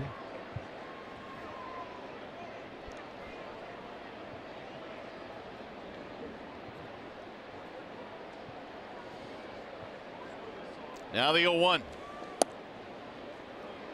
Guys drop down the side like that, Rod, did they bother you? No, they really didn't, because Mario, I would really just get on right on top of the plate, because I had no respect for the fastball, because he really doesn't throw that hard. And if he wanted to throw me a fastball, I did not feel like he could beat me. And I would sit off speed early in the count against guys like Moylan. He's already thrown Ian 2 breaking balls, make that 3 off-speed pitches. And I was a complete opposite, Mario. Really? I did not like these guys at all. These guys were tough to pick up because you come accustomed to seeing the ball, up high, high release points, and it's very difficult to change your eye level to look down because the ball just doesn't come out for me. This obviously the same way. It just made it tough for me to pick it up. Ground ball up the middle into center field. A base hit. RBI single for Kinsler. Castellanos comes around to score. You pretty much know that when you go up against Moylan, because the fastball, the velocity not real high, and he throws lots of breaking balls and changeups, you can set your sights at the bottom of the strike zone, and for the most part, you're going to get something at the bottom of the strike zone. Sidearm angle, little fastball that he flips up there right around the belt buckle. Nice swing by Kinsler. But Rod, did you see how that ball from that angle, Mario, how the ball was, it seemed like it was rising? I did. When guys get on top, when they, the normal delivery, the ball has downward plane, so you come accustomed to seeing that, and it's a little different when the ball is rising on. Matuk has 2 singles in this game. He has also scored a run. JV fell behind early 3-0 in this game. Had a really difficult first inning, but the Tigers have battled back. Yeah, the offense has scored him 5 runs so far and looking to score some more. And it might not be a bad idea to score some more runs, especially with the kind of confidence right now that the Kansas City Royals are playing with. They've been one of the best teams in baseball in the month of June. Now the 0-2. Way outside. It'll get away from Perez. To the backstop it goes. Advance the runners. Yeah, Perez a little lazy on that slider, and you don't say that very often about Salvador.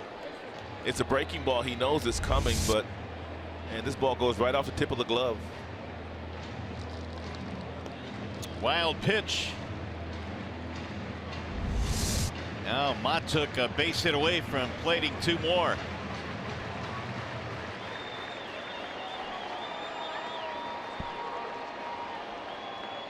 Here's the 1-2.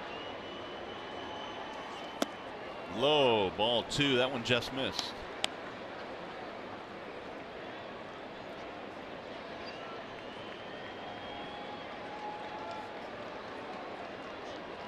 Strom goes 3 2/3, gives way to Peter Moylan, the former Atlanta Brave.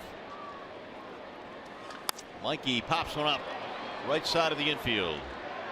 Hosmer to end the inning. Tigers get another run, though. They lead 5-3.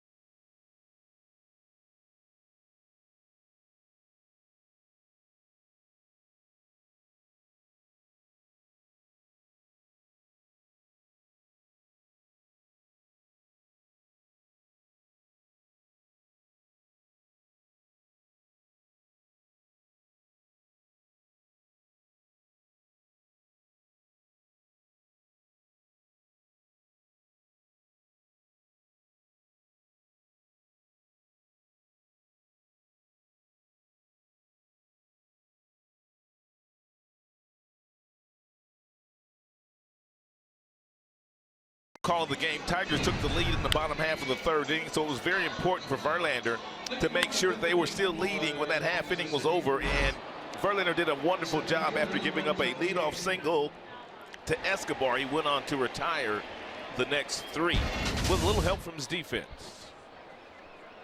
Well, JV up by a couple now. Here come the Royals. 5-3 ball game. Strike called on the leadoff man Lorenzo Cain. Hosmer and then Perez to follow. Yeah, Verlander 129-7 in his major league career when he gets 5 runs of support or more. Fouled back. 0-2. Cain's had a pretty good night. 2 singles, a run scored. And Verlander's got him set up for an elevated fastball if he wants to go that way, or he can simply go downstairs with another good breaking ball off the plate. Now the 0-2, and he missed up high. And now here comes the breaking ball down and away. Possibly. Verlander's had a pretty good feel for that curveball today, throwing it at different speeds. Bouncing ball to second, to his right, Kinsler. Cain is out, 1 gone. That'll bring up Eric Hosmer. You know, they often say, Simo, that if you've got an ace on the ropes early on, you better get them and get them good because they settle in. JV apparently has done that tonight. Well, that's exactly what he's done. And you're absolutely right. You have to get to these guys early. And when you're not able to, they seem to settle in and they start to dissect you basically and able to maneuver through your lineup. And JV throws strike 1 there to Hosmer. I don't mean this in a negative way, but what the Kansas City Royals are trying to accomplish right now is allow Verlander to throw about 20 more pitches and then somehow get into the Tigers bullpen where they think they could probably come back in this game. That's what most teams try to do against the Tigers. I've had their hitting instructors tell me as much. They want to try to wear down their starting pitching and then get into their bullpen. There has been stretches this year where the Tigers bullpen has performed very well.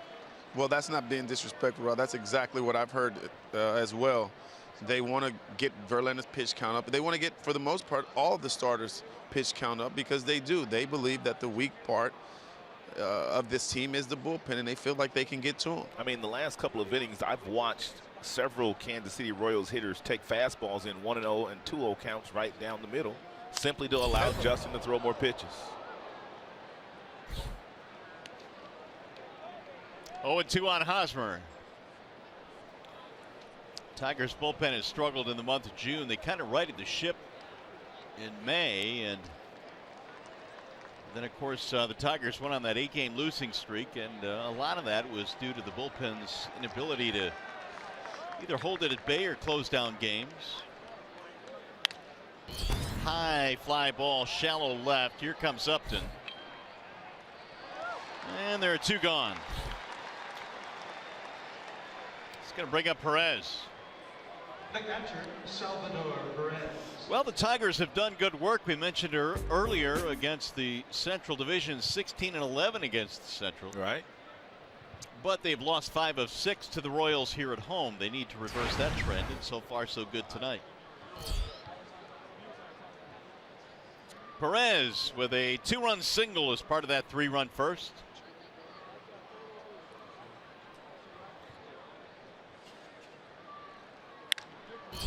High towering fly ball to center field. Matuk is on the run, still going back, still going back. Mikey leaps! Oh, what a play by Matuk! A tremendous play in center field by Mikey Matuk. That ball just kept going and going and going, and Mikey didn't give up on it. What a play! That's as good a play as you will see in center field. Great concentration. Tigers baseball tonight, presented by Bell Tire.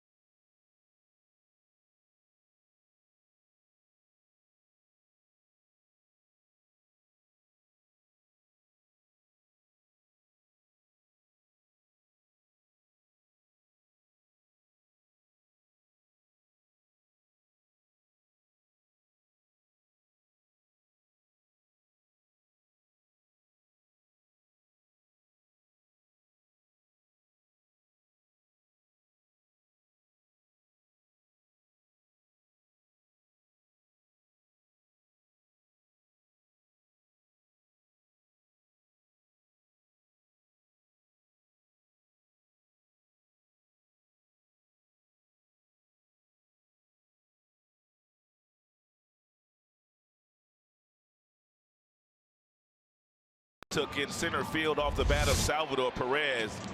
He took off and took a beeline for this ball and made an outstanding play and came off the field to the fans tipping their hat to him, and Perez tipped the cap to him as well. Well, Mikey feeling it a little bit, but you can't make a better play than that. He gets a big old hug from JV as well. Here is Upton to get things started for the Tigers. Moylan delivers a breaker in there for a strike.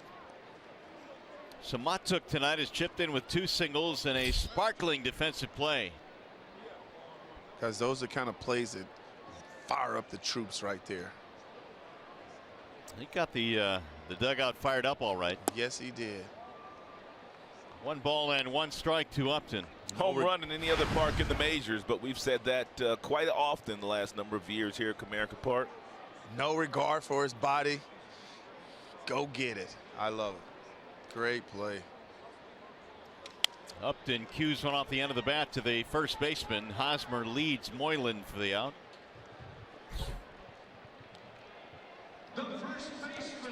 Let's go back to the 3rd inning. Miguel Cabrera got a pitch on the outside part of the plate from Strom, who was a starter. It looked like it was a changeup, maybe fastball, and Miggy stayed with it and drove the ball the opposite way for his 6th home run to right field this season. That made it 4-3. Tigers would go on to add 1 more. They lead 5-3. Homer number 9 on the year for Miguel. High fly ball to center field. Kane will drop it. He dropped the baseball. Oh, he nonchalanted it and he paid for it. The right fielder, J.D. Martinez.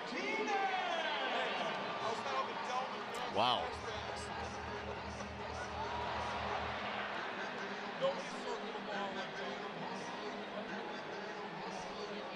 That's an error on the center fielder. Yes, it is. And we'll see now if the Tigers can take advantage. That's a lonely feeling, guys. Huh. Been there, done that. Been there, done that as well. You don't buy into the 2-hand theory, though, Simo, do you, in the big leagues? No, I'm not buying into the 2-hand theory at all. What I am buying into is you've made that play so many times, and I think Mario described it excellent. He nonchalanted it. It was like, I make this play all the time, no big deal. You have to pay attention to the details. You have to always concentrate, catch the baseball first. And in that case, Renzo Kane didn't. Yeah, he hit it right in the heel of the glove. Yeah.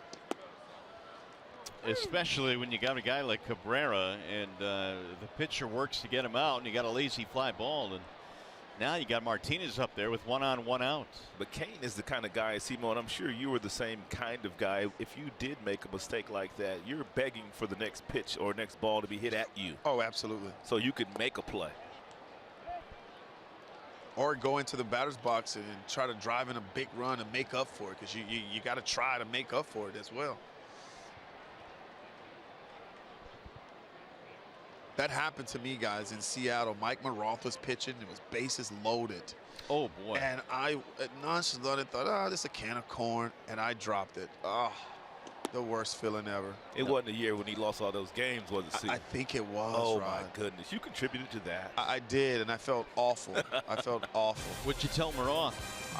It won't happen again. I said, my bad, and it won't happen again. 2-2 the count. That's the 4th error that Lorenzo has made this year. The Royals came in with the fewest amount of errors in the American League, only 28. They play good defense. 3-2 the count on J.D. Martinez.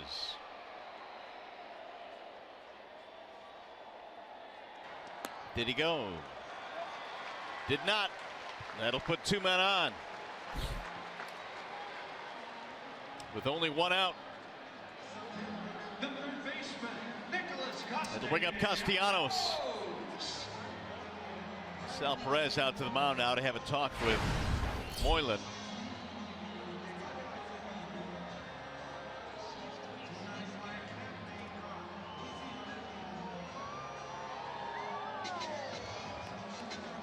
Nick has a single and a run scored in this game. Little gapper here could break it open a little bit for the Tigers. More action in their bullpen. Alexander, the left-hander, tuning up.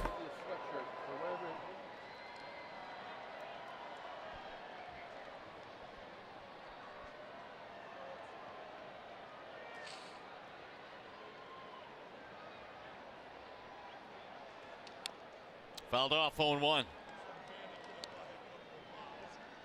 Here is the Bernstein advantage. And the Tigers against right-handed relievers in the last 30 days hitting .302.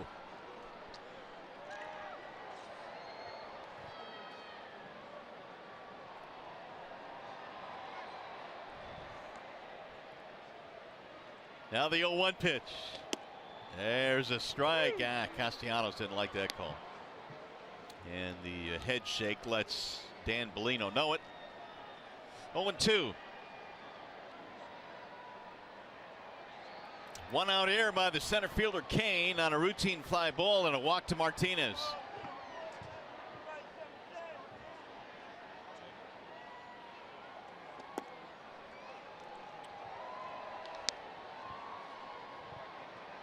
Hicks will be next. Strom had to leave the game in the fourth. Moylan took over. And Justin Verlander, meanwhile, has put the clamps down after a 3-run first.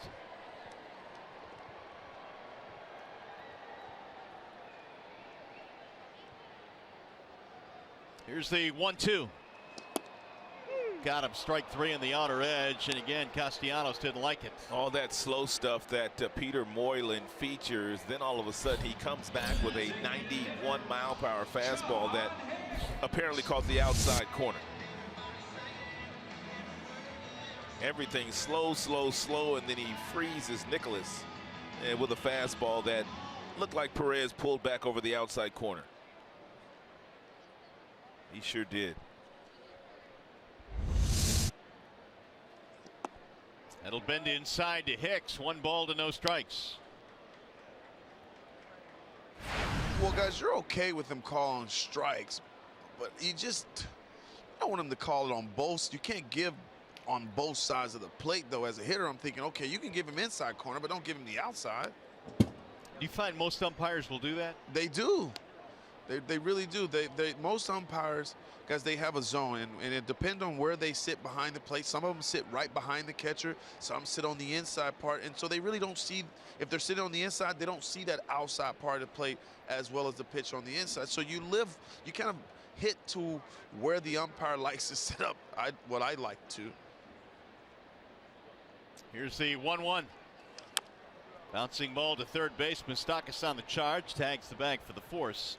And that is all. Simo, man, we'll see you later on tonight in the broadcast. Appreciate it, buddy. Sounds good. Always a pleasure, guys. See you later.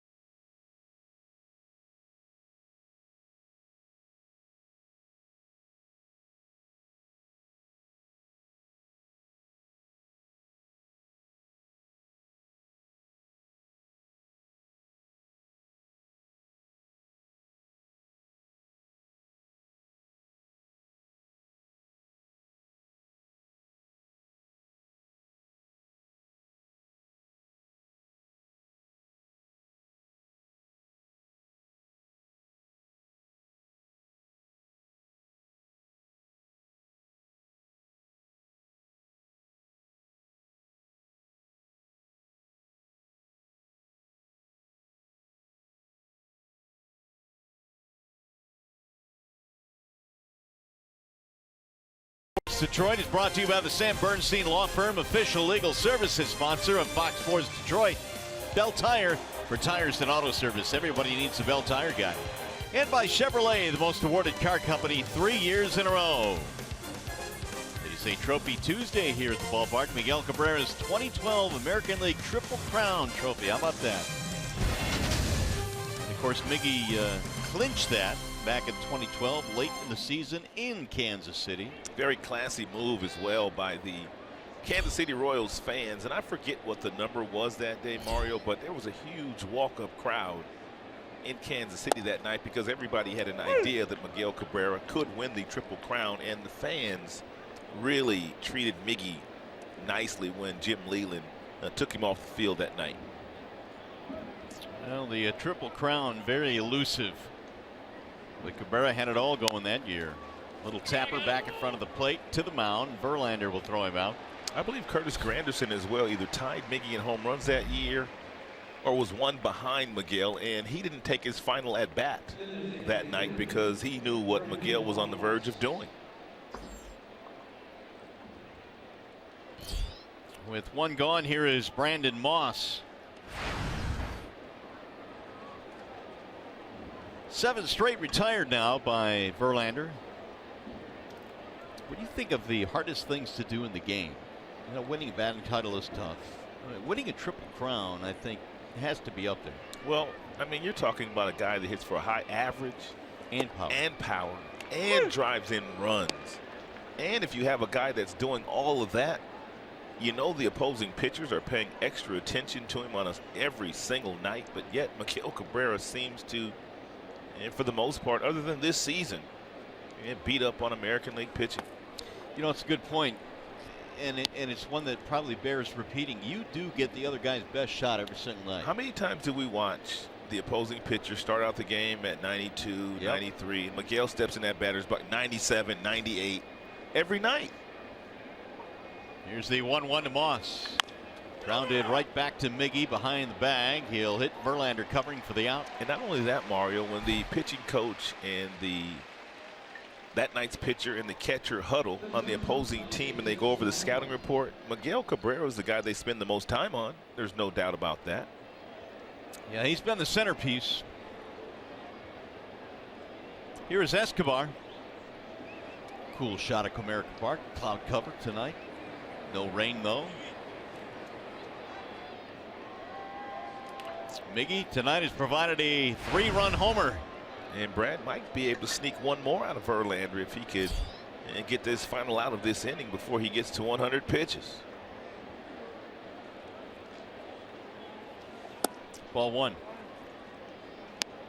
Yeah, I think there's a good shot of that. What's JV's high water mark? Is it still 119? I believe so. Yeah, it is. 119. That was back in April against Seattle.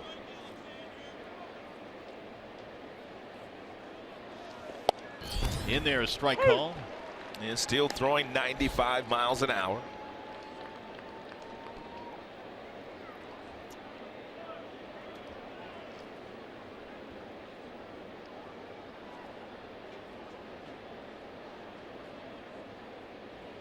Escobar in the game, a single and 2 at bats. Off the fist of the bat, that's going to drop in, base hit, little looper. 2-out single, and Escobar has his second hit. It's going to bring up Alex Gordon. Gordon is 0 for 2, ground out pop up. You know, I know we haven't seen the Royals as much as obviously the Tigers, but I wonder what it is with Gordon. I know he's been injured last couple of years, but his numbers have taken a serious drop off. Yeah, they really have, and they've committed to him for a number of years. They gave him a real nice contract before last season, a free agent contract. They were able to retain him, but he really hasn't performed since getting that contract. Career .264 hitter with power, but he's hit only .191. That was coming into play today as JV hits the century mark. And 29 in the first, and for Verlander, that's the inning where Kansas City scored all their runs.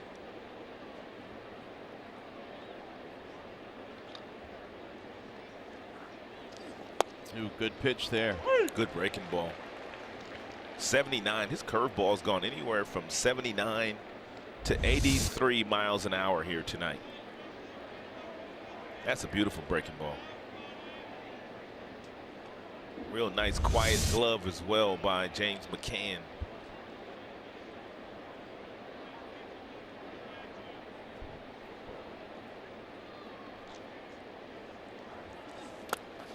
Good pickup that time by McCann.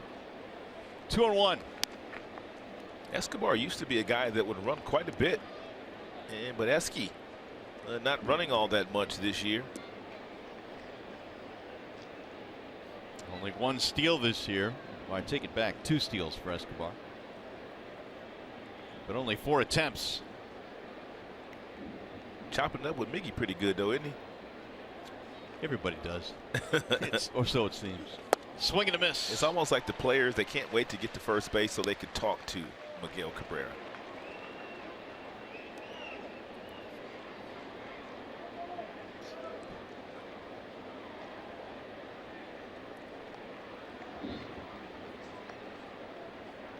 Two-out single by the Royals.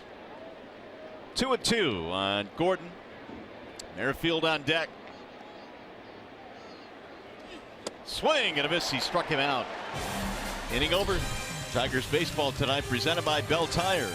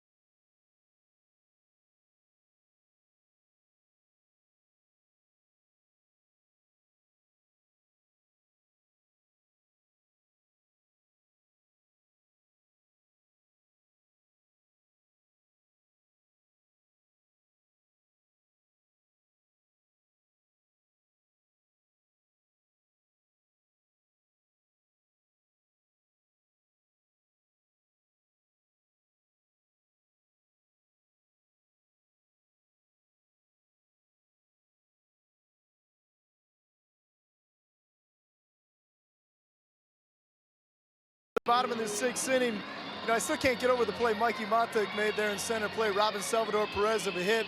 I had a chance to talk with Mikey before the game, and we talked a little bit about the lulls they had on the road trip and then having a chance to almost set the reset button, you know, coming here for the first of 10.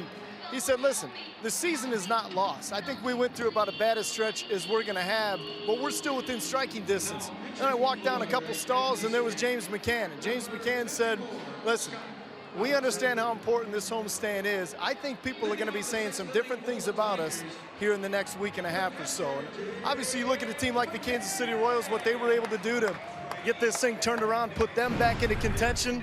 Tigers have a great opportunity before them to do exactly the same thing, guys. All right, Johnny, yeah, they're off to a pretty good start right now, leading at 5-3. It's a wall-side windows pitching change. Scott Alexander comes in. And Scott was roughed up in his last outing against Toronto. That was on Sunday. Gave up 3 earned runs in that contest. He's got a fastball about 92 miles an hour, and he throws it about 95% of the time. So, and most of them are sinkers, hard sinkers.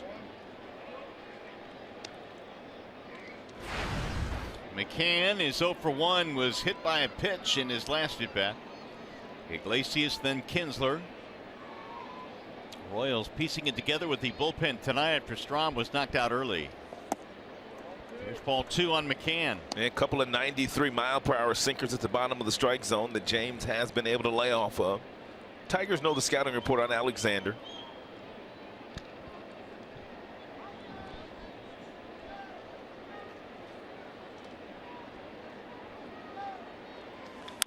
Rolled foul. You can see all 3 of the pitches that McCann has seen have all been at the bottom of the strike zone. Every last one of them.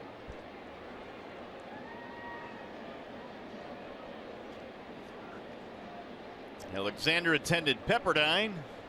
Good school. I don't know how the students go to class. It's a good school. You got the Pacific Ocean out your back window. It's hard, man. I mean, even the baseball players, left field is the Pacific Ocean. It really is pretty nice. Yeah. 2-2 on McCann, and broke his bat. Isn't that where Pam Anderson used to go to the games? Yep, sure was. Yeah. Danny Worth used to tell the story when he was a Tiger how Pam Anderson's son was the ball boy at Pepperdine. Oh, really? And so she would show up all the time. Oh, yeah. I'm sure they didn't plan that. No, not at all. Here's the 2-2, and it's outside. 3-2 on McCann.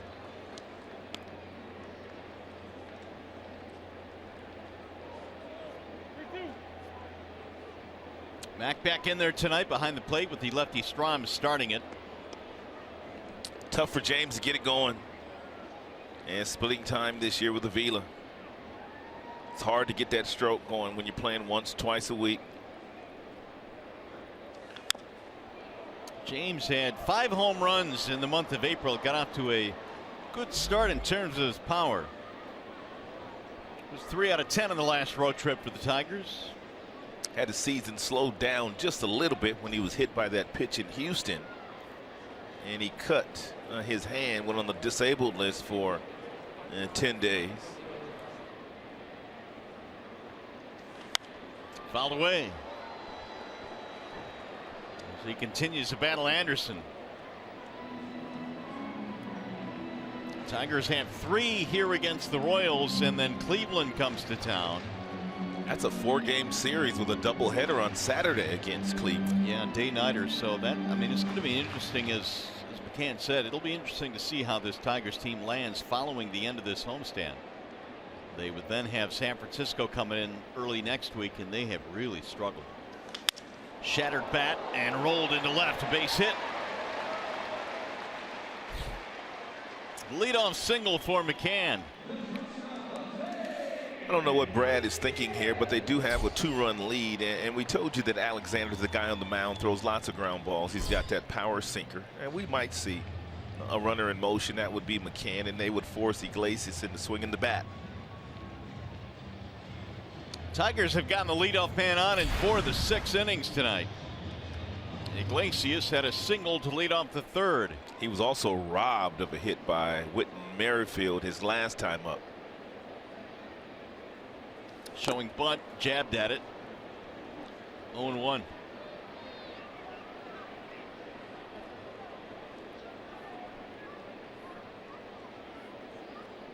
Hosmer, Moustakas at the corners, both very good defenders.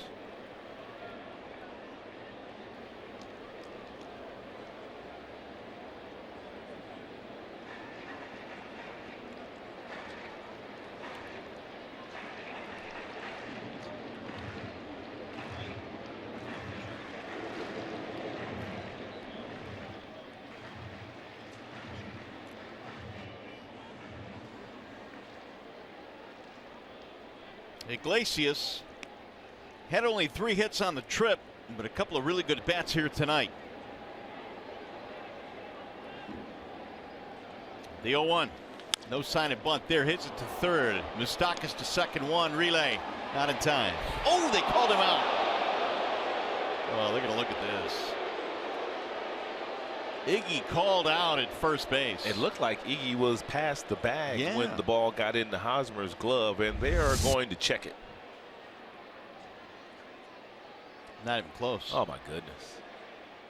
I mean, you're right. He's past the bag.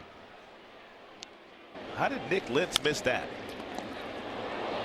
I don't know. I mean, he had a really good view, obviously.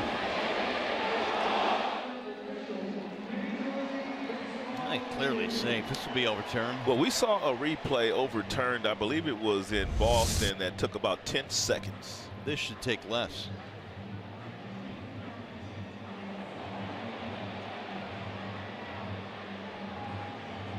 Apparently not. Yeah, maybe they were having a snack. All right, here we go. Yeah, he's safe. Come on. Fielder's choice, 1 on, 1 out. And it took the Tigers like 0 seconds to realize they wanted a challenge. So here's the top of the order now. It'll be Kinsler.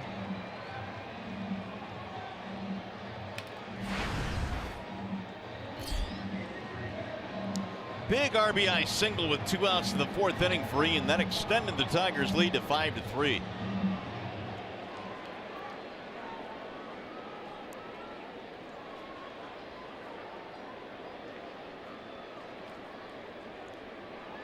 Ian Rod has also popped up a couple of times in this game, and that over the course of his career has been an issue. But when you get into those situations where, I don't know, whether you're dipping the back shoulder or whatever leads to the pop-ups, how do you correct that? Well, you got to think about your hands a little bit more. And if you're thinking about strong hands and you're thinking about a level swing, it's very difficult for you to drop that back shoulder. Because usually Perez can't find it. He'll go to the backstop. He's going to try. No, he put on the brakes. Now he's going to throw behind him. And Iggy gets back. that's good hustle there by Iglesias, forcing the throw by Perez. And a wise decision by Jose not to try to force the issue by going to third base.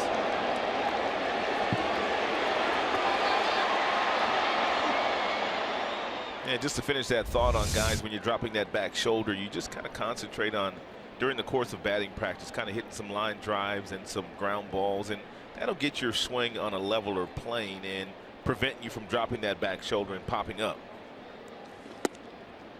In there, a strike called, 1-1. Ian had a pretty good at bat his last time up when he got a base hit. Got down through the baseball, hit the ball through the left side of the infield on the ground.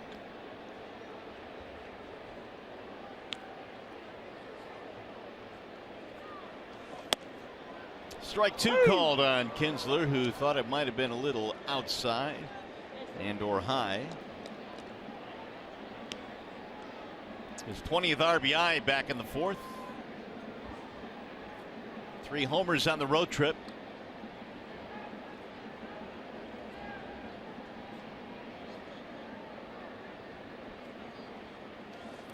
Bouncing in and blocked by Perez. Alexander has thrown 14 pitches since he's come into the game, and every last one of them have been that 2-seam fastball.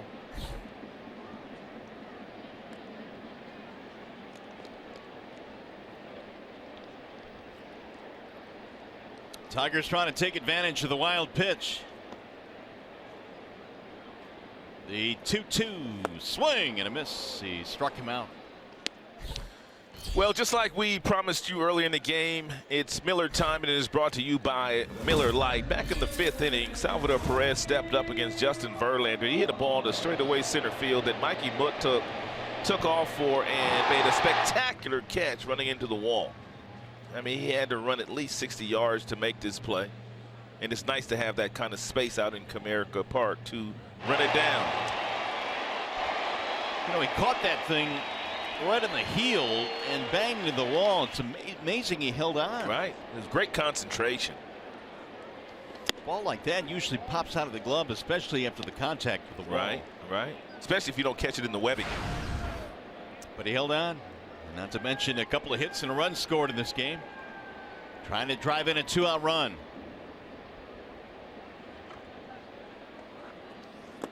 Mikey looks at a ball low, 2-0.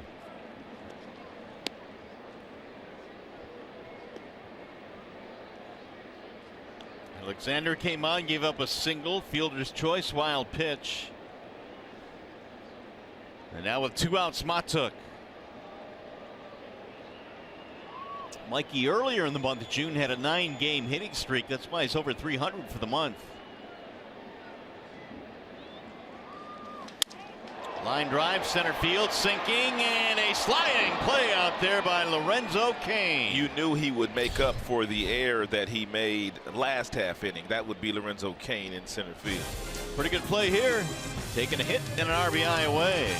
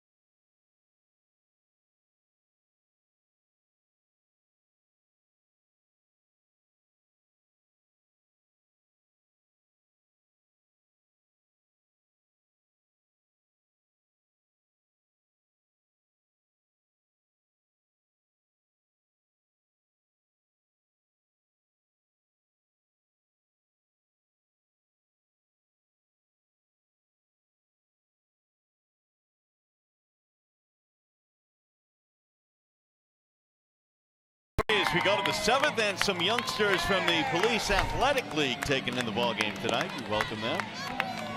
And they've seen a good one so far. Tigers fell behind 3-0, but they've come roaring back to take a 5-3 lead. And Verlander has done a very nice job in the last couple of innings, limiting the amount of pitches that he has thrown, which has allowed him to go back out there and start the 7th inning with 104 pitches. Here's numbers on Verlander. We've got Ned Yost talking to home plate umpire. I don't know what this is about, but they're going to bring in Brian Gorman from third base.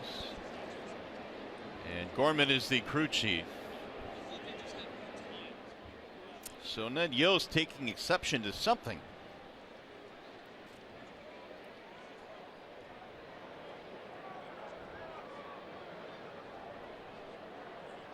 Meanwhile, in the 7th inning, it's going to be the top of the lineup coming up. Whit Merrifield for KC.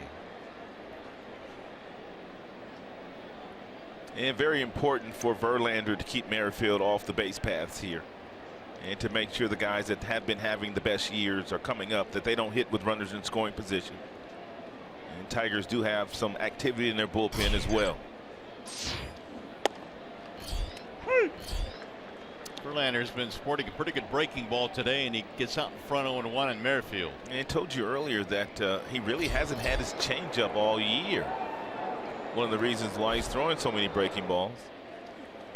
Ooh, he almost hit it with that one. I'm surprised Merrifield didn't turn his back and take one for the squad. Yeah, you got to take it between the 1 and the 5 and take your base.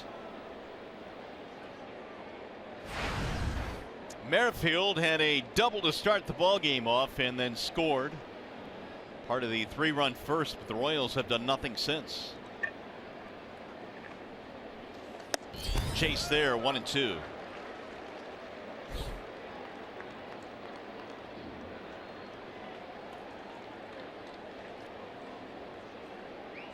Justin had a string of 8 straight retired prior to a bloop single by Escobar last inning.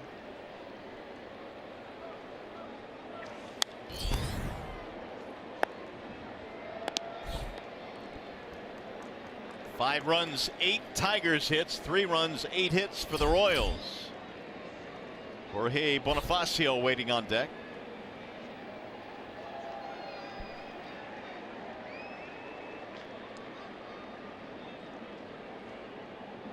And again the 1-2.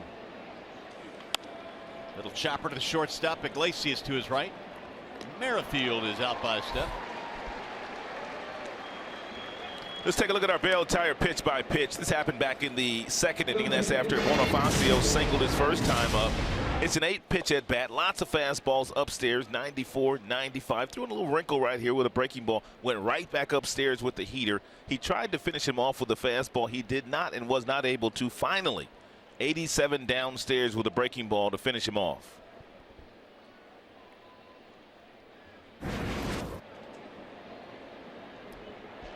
RBI single in his first at bat. Shoots one right back off JV. Going to roll to third. Castellanos quick bare hand and not in time. It'll be an infield hit. Nick made that close. Yeah, he did. Nice little bare hand play. Do or die.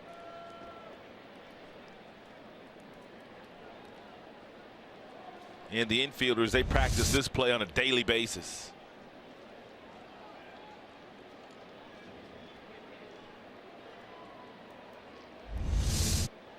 So the middle of the lineup coming up now. Here's Lorenzo Cain. And Lorenzo Cain has gotten a steady diet of curveballs today from Verlander, but he's not the only one. That's been the pitch that Verlander has used quite often tonight.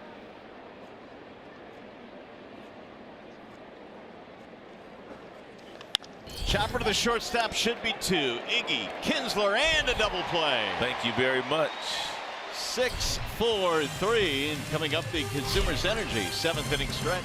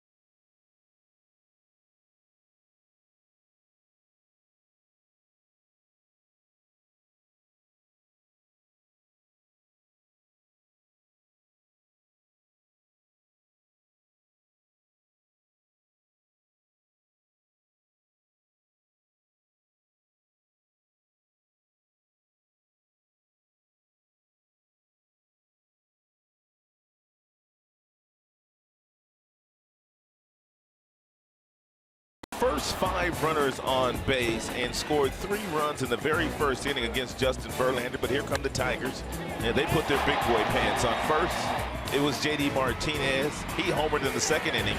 And then Miguel Cabrera. He hit a ball the opposite way against their starter, Strand. 3-run home run, and that gave the Tigers the lead, and they have not relinquished the lead here tonight. So we go back to work on Bark in the Park night.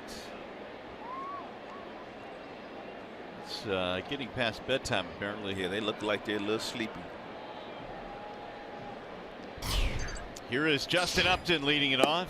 Big swing, 0-1. 5 runs, 8 Tigers hits, 3 runs on 9 hits for KC.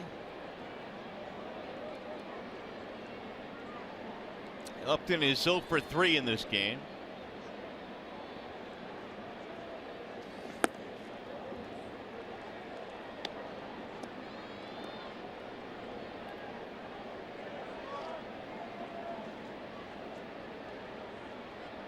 Cabrera, then Martinez, middle of the lineup, facing Alexander.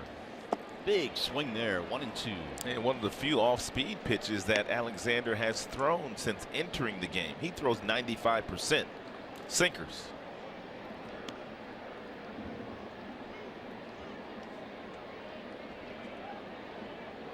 A couple of years ago was their AAA pitcher of the year.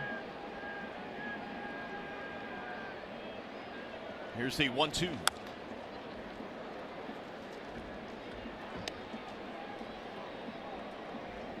Hey, vote today, vote tomorrow, vote Tigers for the 2017 All-Stars, the Esurance MLB All-Star Game ballot. Vote at tigers.com/vote. Catch all the excitement of the 88th MLB All-Star Game presented by MasterCard, July 11th, live on Fox. Here's the 1-2. Swing and a foul. They just got a piece of it, staying alive. It's going to be tough this year to get some of the Tigers to the All-Star Game. Yeah. Upton has a shot. Fulmer still has a shot, right? You think? Yeah, I think so. You know, I think Avila maybe? Avila has a shot. Yeah. He has a shot to back up Salvador Perez. Now, if J.D. Martinez had played the whole year, right, he'd be a shoo-in, I think. And this much we do know. The Tigers have several members on their team that have made All-Star teams.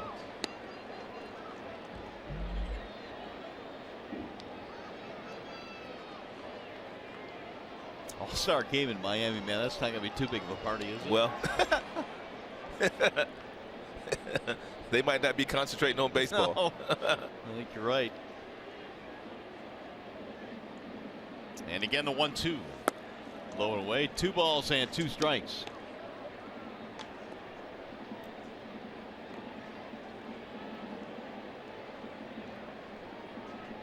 They started the game with Strom, and then Moylan came in, and now Alexander. Here's the 2-2. Low, ball 3. Everything low, low, low, low. Bottom of the strike zone to Upton. Stump and Rondon. Stump has been pitching some good baseball lately. Sure has. And Brad's starting to trust him late in games. And Rondon looked good in his first outing. And since coming back up from Toledo a couple of days ago. Swing and a miss. Upton is down on strikes. 1 gone here in the 7th. He's going to bring up Cabrera. And this much I do know, that Lorenzo Cain in center field is playing awfully shallow, and should Miguel Cabrera get a hold of another one, he will hit it over Cain's head. A lot of room behind him. See where he's playing out there. That's what allowed him to make that play last half inning. Oh, you mean the one on Matuk? Yep, yep. Playing shallow. Really get a good look right there at how shallow he's playing. The 1-0. Miggy watches it into the glove for a strike called. A laser of a home run in his second at bat. 3-run shot to the opposite field. Number 9 on the year for Cabrera. RBIs 35, 6, and 7. Fouled away, 1-2. That's a good swing right there by Miguel. It was a fast swing. It was a quick swing. He generated some bat speed through the strike zone. That's a welcome sign.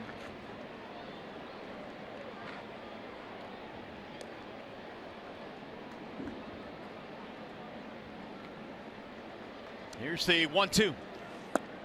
2 balls and 2 strikes.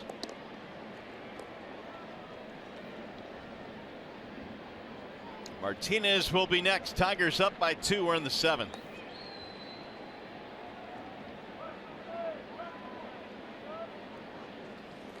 Ooh, that's man. the same kind of swing Justin just took. Just haven't seen Miggy do that all that often. 2 gone. Well, time is running out. From now until midnight tonight, tickets for all Tigers games at Comerica Park are on sale with no fees. Visit tigers.com/tickets to purchase. Offer ends at midnight, so you got a little over 2 hours to take advantage of that no-fee ticket purchase.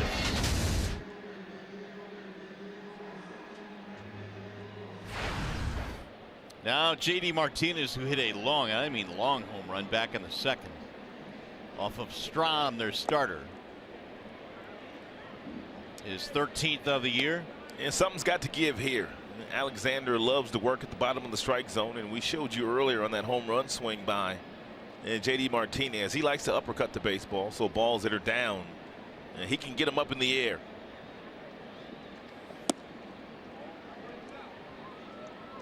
Two and 0.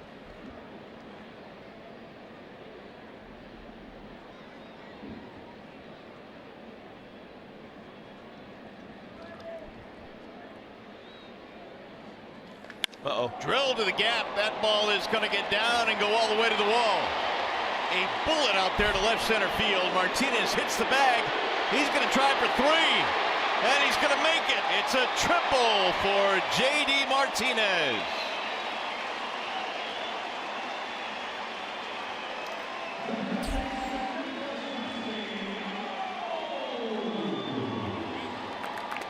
And the foot must be feeling a whole lot better. And for J.D. Martinez these days, that's a little breaking ball at fastball at 93 that ended up right over the heart of the plate, and it's ripped. I mean, absolutely ripped into the pull field by J.D. And by the time Lorenzo Cain runs it down, J.D. off for second and made the decision by himself to stretch that into a triple. That's the best we've seen J.D. run since he's come off the disabled list. Well, that ball was hit so hard, I didn't think he had a shot at 3. But he was picking them up and laying them down. There's more action in their bullpen. McCarthy, the right-hander. I believe this is the situation where they're going to give Alexander the opportunity to pitch to whoever he wants to pitch to. They will either choose Castellanos or they would choose Hicks.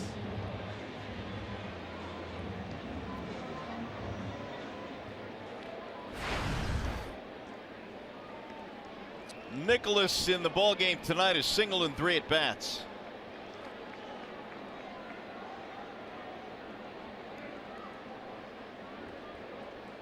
Two-out triple by J.D. Martinez.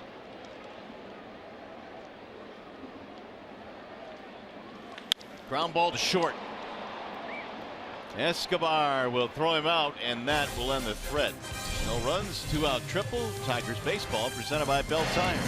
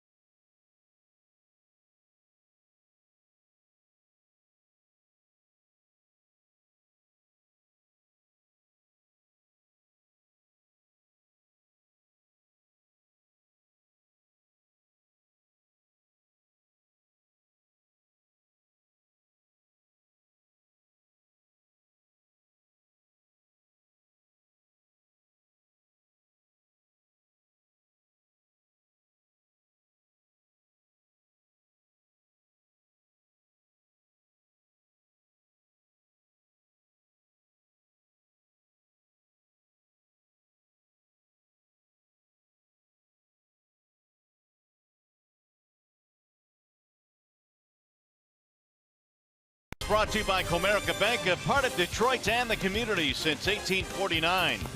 Your Metro Detroit Chevy dealers. Visit ChevyDetroit.com. See why Chevy drives to Motor City. And by Wallside Windows. We can do that. We are the factory. Bark in the Park night tonight. And Tigers fans a chance to bring their pets to the ballpark. Tigers win the night. They might have to have Bark in the Park again tomorrow night. Yeah, they might. Huh? And then until they lose. Wallside Windows pitching change. Here's Daniel Stump. And Stump has gained some trust from Brad Ausmus to the fact that he is pitching in a 2-run game very late in this contest. 4.91 ERA. He's punched out 8. He's walked 3. He's pitching in his 12th game in a Tiger uniform.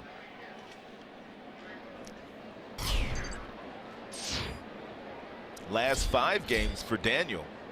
He's got a 2 ERA. Only giving up 3 hits in that span. Strike 1 on Hosmer.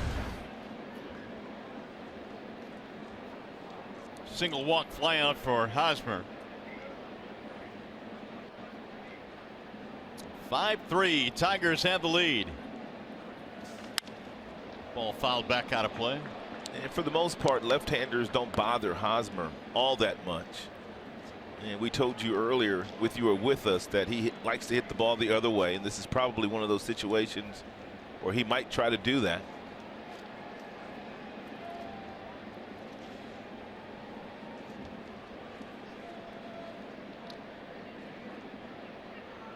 .297 against lefties. He hit 2 home runs against Chris Sale last year in 1 game. And Sale doesn't give up home runs to right-handers. That's pretty good. Hosmer this year, a couple of homers against lefties to go with that .297 mark.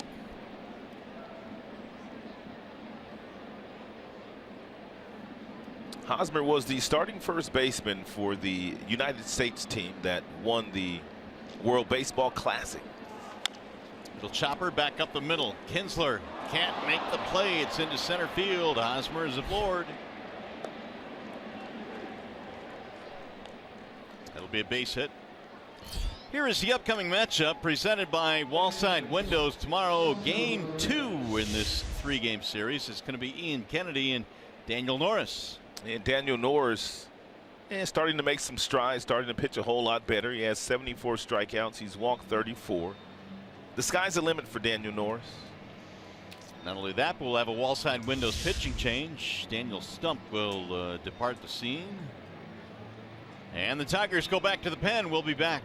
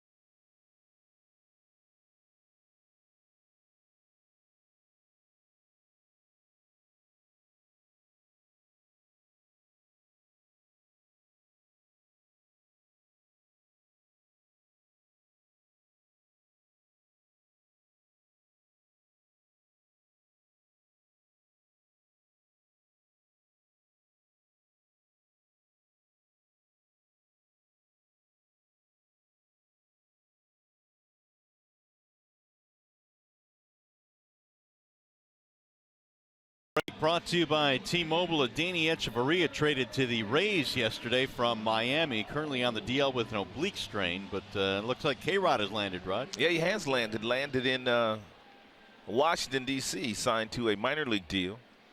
And did you know that 28 consecutive days now where at least one player has hit multiple home runs? That's a major league record. Come on, really? That doesn't even sound right. 28 straight days, there's been at least one player hit 2 homers, in a game? Yeah. Oh. Well, Bruce Rondona's in now to face Salvi Perez. And he'll miss outside 1-0. Well, if he misses with the first pitch breaking ball, if you're Salvador, you know you're pretty much going to get a fastball on the next pitch, and it's probably going to be 98 to 100 miles an hour. Salvador grounds into lots of double plays. Should he hit a ground ball, no doubt they'll turn it over.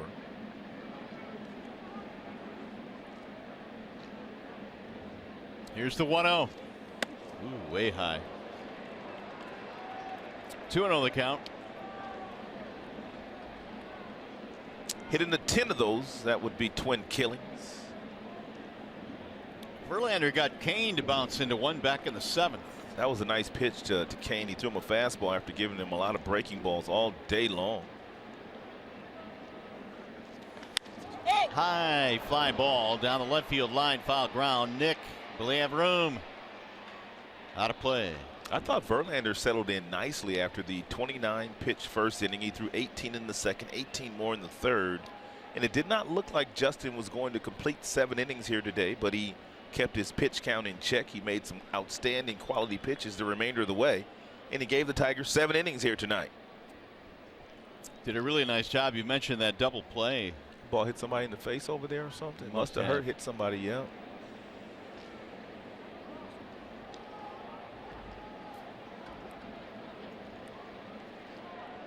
That double play that Kane hit into in the 7th inning was his 11th double play of the year. Tied for the team lead. Hard to imagine a guy that runs as well as Kane bouncing into that many double plays. Yeah, he's got 14 steals and he hasn't been caught yet. 2-1 on Salvador Perez. Pulled foul. 3 breaking balls to Perez and 1 fastball.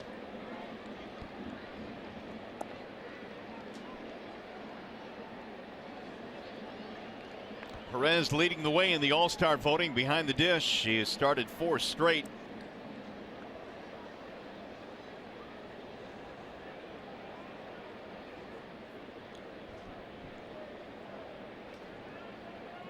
Now the 2-2. Swing and a miss. 95. Fastball threw it by him. 1 gone.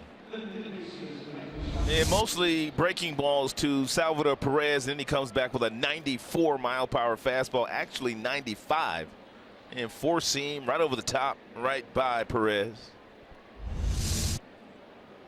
That'll bring up Moustakas. Well, Rondon getting another opportunity when the Tigers cut ties with K-Rod. Bruce was called up, and it's been, as you know, a kind of rocky couple of years for Bruce. Oddly enough, it was Frankie Rodriguez, the one that was tutoring and Bruce Rondon the last couple of years, trying to get him more accustomed to pitching late in games, learning a bullpen routine. A couple of years ago, at the end of the 2015 campaign, Frankie was sent, or I should say, Rondon was sent home. Yeah, a lack of effort. That's the first time I've ever heard that. It's like you usually get released for lack of effort, but first time I ever heard a guy getting sent home. Well, Rondon, a guy that still possesses great talent, and the Tigers hoping he can harness that talent. Well, he's averaged in the big leagues in 10 strikeouts per 9 innings. He's got a power arm, but you have to have more than just a power arm. 2-1. Al Avila, the Tigers GM, addressed the media in San Diego and was asked about Rondon. Is he still considered the future closer? And Al stopped short of saying he was. Said, no, he's got to work his way back. Right. And the previous times he's come up, that's what they've told him, and he had not done all that well. So this time, man, make him earn it. Here's the 2-1. Whistle foul down the right field line. 2-2 on Moustakas. That's a good pitch there to Moustakas, a guy that already has 19 home runs. You're sitting in a 2-1 count. Didn't throw him a fastball, threw him a breaking ball, and Moose got out in front of it. It's a great pitch. Actually, it was a changeup. The changeup looks just like the fastball coming out of the pitcher's hand. You really don't see spin, and you really can't pick up whether it's a changeup or a fastball until it's too late.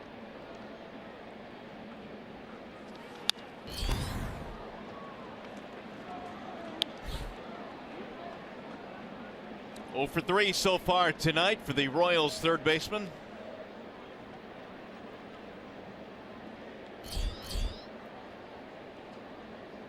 Moss waiting on deck.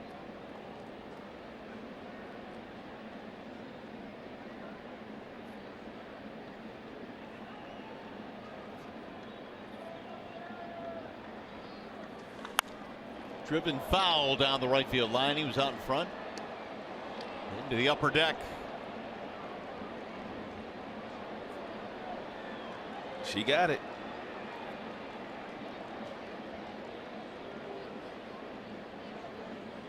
She thought she had it. Tough break. Yeah, it is.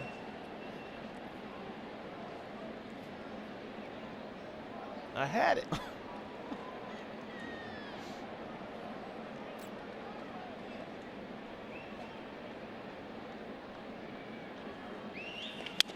Ooh, broke his bat, rolled it foul. Man, what's going on here? Yeah. She just reached. She came out of nowhere. Yeah, and the other was just looking for it.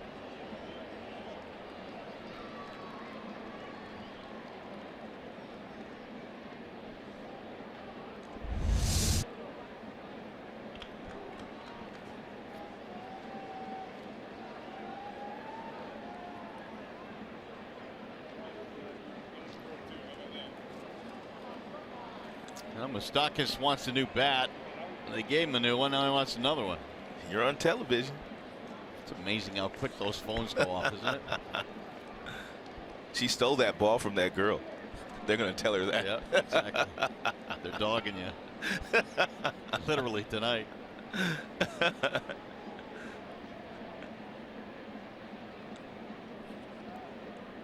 Now again the 2-2. Another foul back out of play. This has been quite a battle for Moustakas against Rondon. How many? 8. He's thrown him fastballs, he's thrown him changeups, and Moose has been able to get a piece of most of everything that he's thrown up there. Maybe reach back to get up to about 100 miles an hour up top to see if he can hit that one. Be nice to be able to do that. Right. He's got it in his back pocket.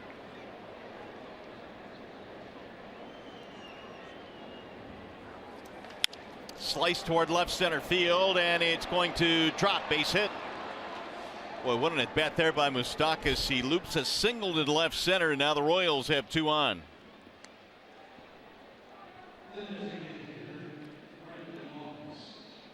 It'll bring up Brandon Moss.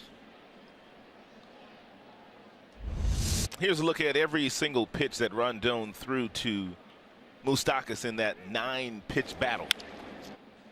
Finally singling on a changeup that stayed up.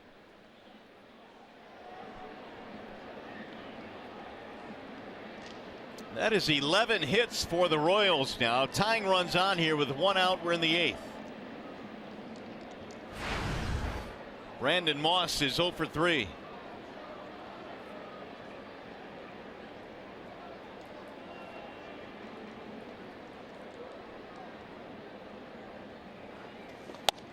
Ball 1.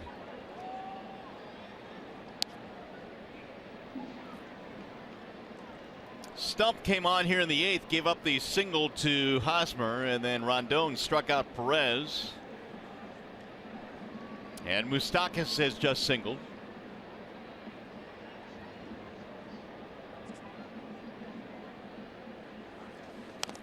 Fouled away. 1 ball and 1 strike on Moss.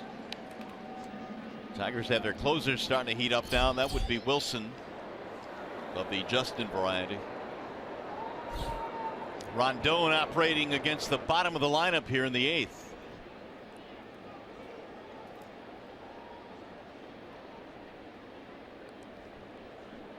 Tigers had Shane Green warming a little bit earlier in the game, but they've decided to give Rondon a shot here in the 8th. Little chopper foul first base side. They've got Justin Wilson up now in the bullpen. We might see him for more than a 3-out save here should Rondon get in some trouble. There's Jay Willie. You don't usually get him up in the 8th unless you're entertaining the thought of bringing him in. Yeah, man, the Tigers are at a point right now where they need to win games.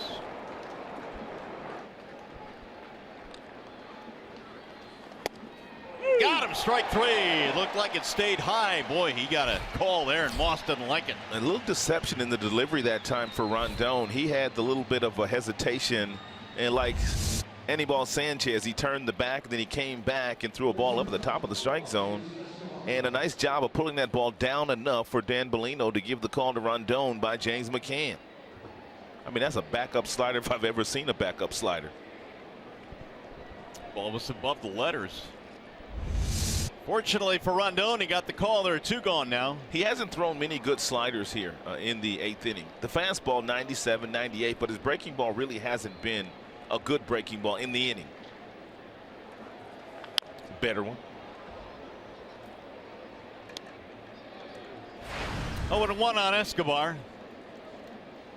Alcides 2 singles.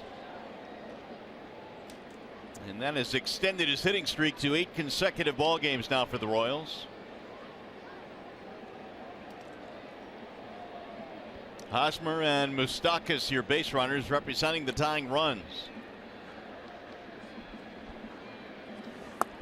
Outside, 1 ball, 1 strike. So Rondon now is up to 20 pitches, but a lot of that was because of the at bat by Moustakas.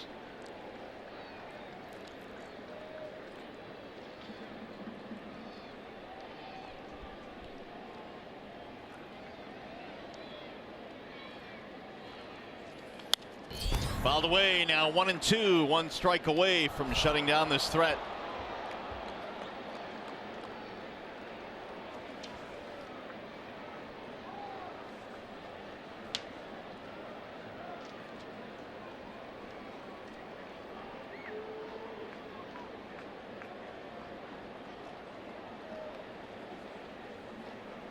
Now time called, and McCann will run out to the mound.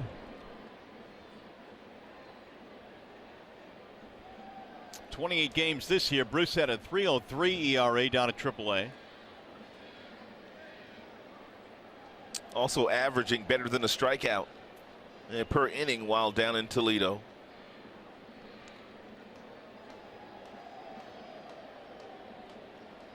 One and 2 on Alcides Escobar. Bouncing ball up the middle. Iglesias gobbles it up. Quick flip for the out. Nicely done. No runs, 2 hits, 2 men left.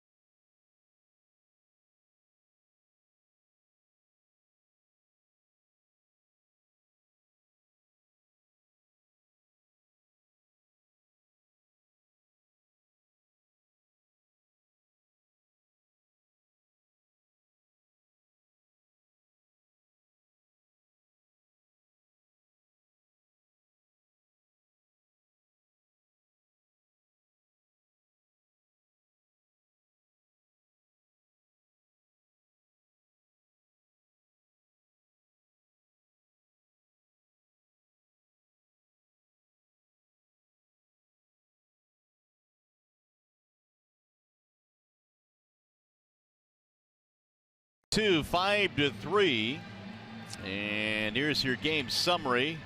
Royals' first 3 batters of the game scored, then JV kind of shut things down. 3 runs, 6 strikeouts, nothing the rest of the way. And here's overall body of work by Justin Verlander tonight. Did not throw that many fastballs in the contest, had a really good breaking ball throughout the game, and looks to win his 23rd game in his career against the Kansas City Royals.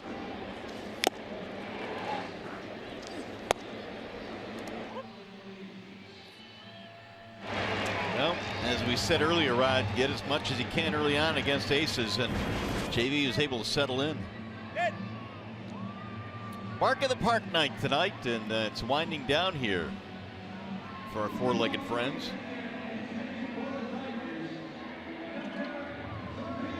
That one's looking for something to eat right now. Anything.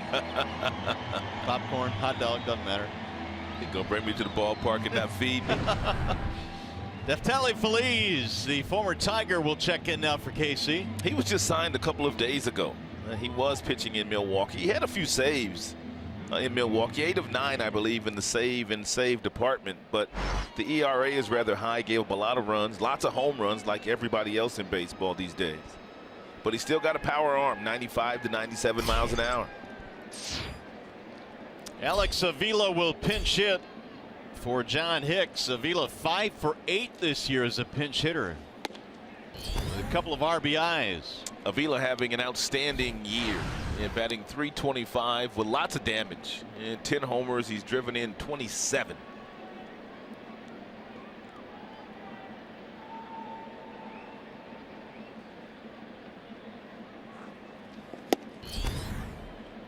Well, we knew that Feliz, ever since his rookie season when he won the Rookie of the Year, had a really good arm. I mean, the guy threw over 100 as a rookie. He kind of performed well for the Tigers down the stretch in that 1 year that he was with us. But they elected not to re-sign him as a free agent. But he did not pitch all that poorly. Missed a little bit outside there at 97. 2 balls, 1 strike on Avila. I read something a couple of days ago where Dave Island, their pitching coach, has already noticed a couple of things that Feliz was doing before they even acquired him, and he will make a few tweaks to whatever that was. And they're hoping to get him to throw the ball over the plate, and with the arm that he has, and there's no reason why this guy cannot be successful in a bullpen. 97. Dave Island. Outstanding pitching coach. He really is. He's gotten the best out of a lot of guys, and guys that were starters that went to the bullpen, he was able to help those guys make those adjustments. Rookie of the Year in 2010 was Feliz with Texas. Here's the 3-1. Right off the mask. 3-2. That's like a little mosquito sting for Salvador Perez. Just shake it off.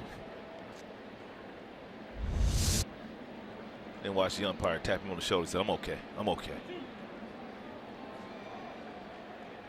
He said, "Give me the ball." I'm taking worse than that. Full count, 3-2.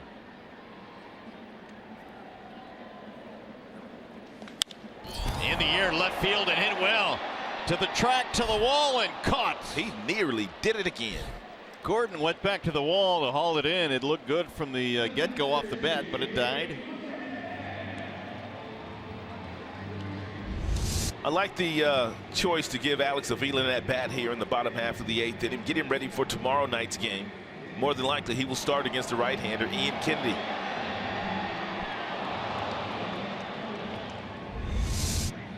Now McCann.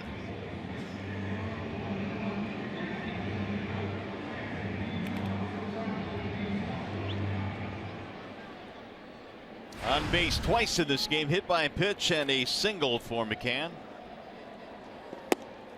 Drops in a breaking ball.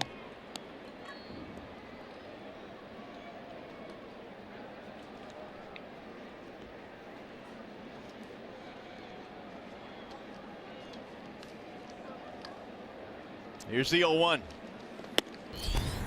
0-2 on McCann. Tigers tonight have been out hit 11-9, but they lead by 2. And they trailed by 3 after the very first inning, so it was a nice comeback for the boys. 5 unanswered runs in this game. Hard hit ball right to the shortstop on a line. Escobar makes the play. Yeah, McCann barely got out of the batter's box on that one. 2 up, 2 down.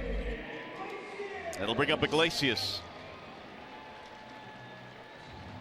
Feliz is part of a bullpen now for the Royals that does not seem to be anything like they were just a couple of years ago. No.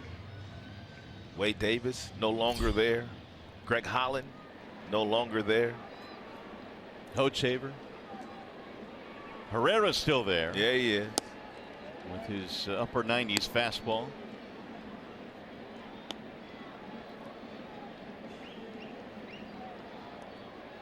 One ball and no strikes. And Iglesias. Swing and a miss.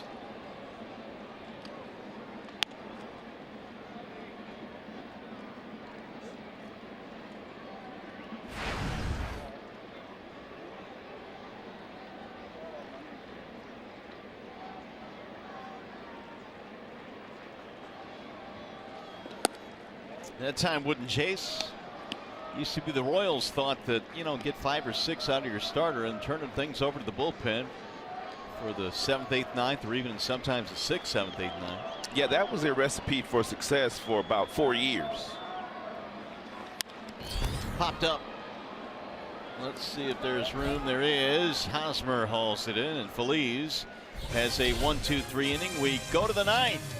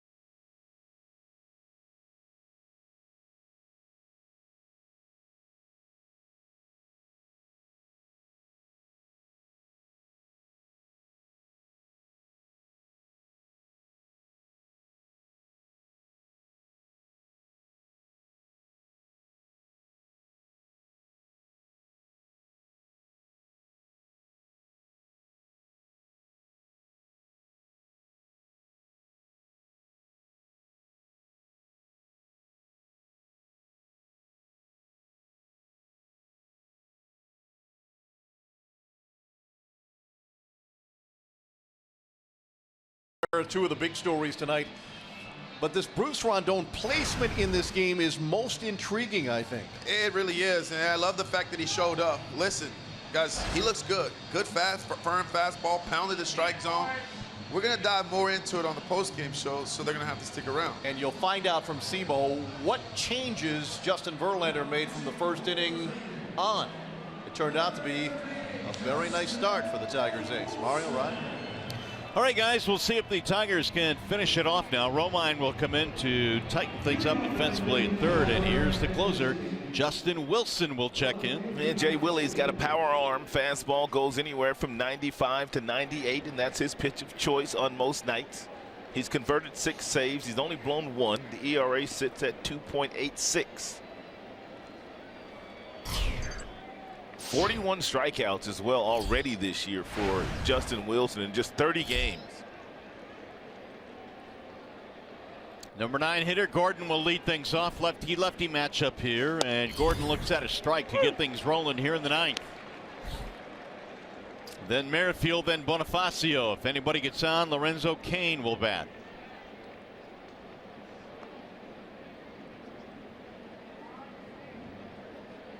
Wilson's 0-1.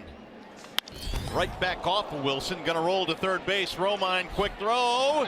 And out at first base. What a play by Romine.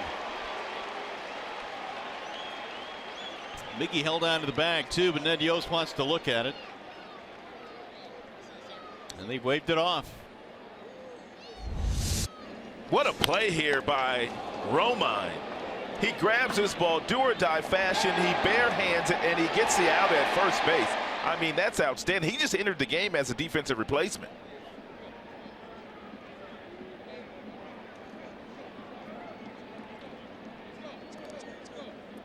He was out by half a step. What a play.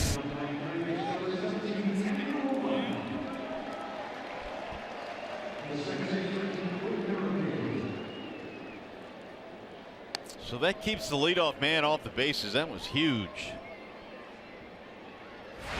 One gone now for Whit Merrifield. 1-5-3 on that put out. Merrifield had a double to start the game, nothing after that.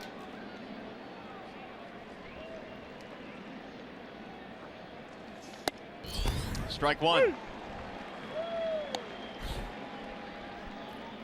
Cleveland lost tonight 2-1 to Texas.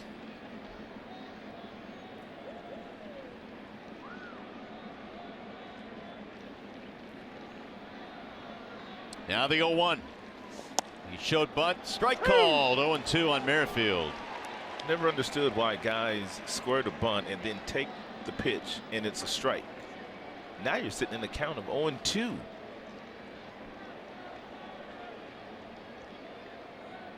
And 4 pitches thrown by Justin Wilson, all of them strikes.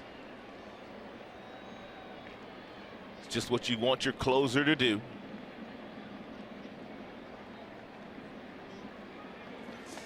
Way outside, 1-2 the count.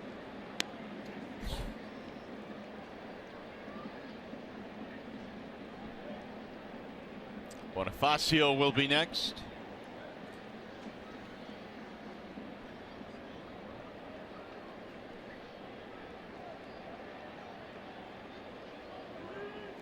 Swing and a miss. Merrifield is dusted. 2 gone.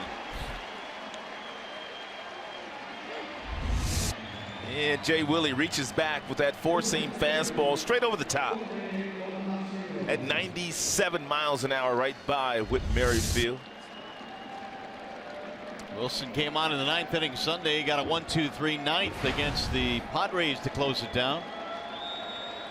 That was Justin's 300th career strikeout. And here's Bonifacio.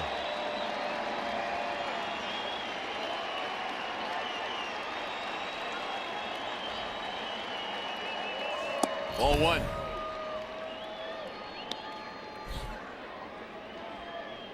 Two out, nobody on. Tigers lead by 2. We're in the 9th inning.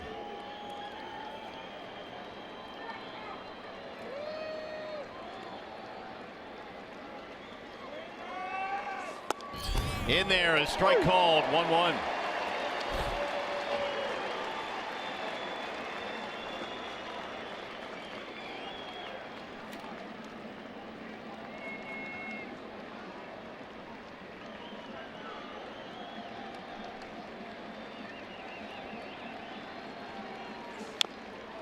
Now Wilson 1 strike away from putting this one in the win column, giving the Tigers their 2nd straight win after dropping 8 in a row. 1 more strike will do it. Bonifacio, a couple of singles in this ball game tonight, plus an RBI.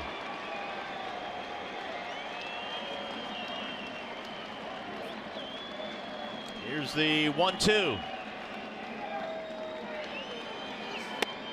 Thought about it, missed it high.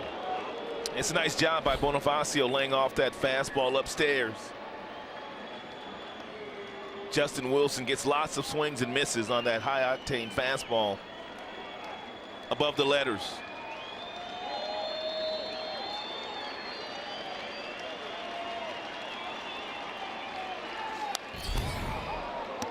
This guy's had some good at-bats all day long. Some good at-bats against Justin.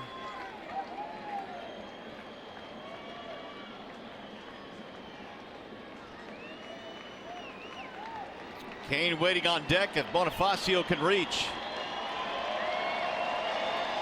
29,488 in attendance tonight on their feet. And again the 2-2. Outside, 3 balls and 2 strikes.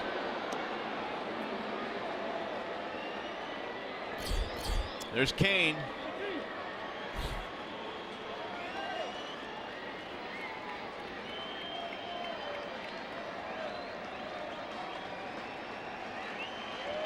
Here's the 3-2.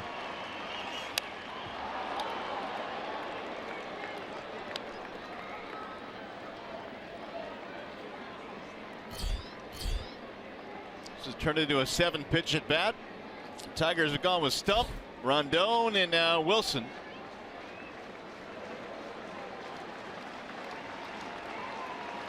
Justin trying to close this one down.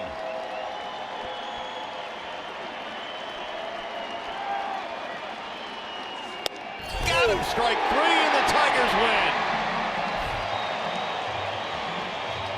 Now we send it to the Coliseum Studios. John Keating standing by with Tigers Live postgame. Mario, thanks, man. Did the Tigers need that one? It wasn't the start that Justin Verlander wanted, but it was a terrific finish. Ma took one away from the Royals tonight. We'll explore his sensational catch. The Dogs here for the game are about to hit the field, and we'll show you some of that. And Brad Ausmus has 2 wins in a row, and he'll talk about it next on Tigers Live.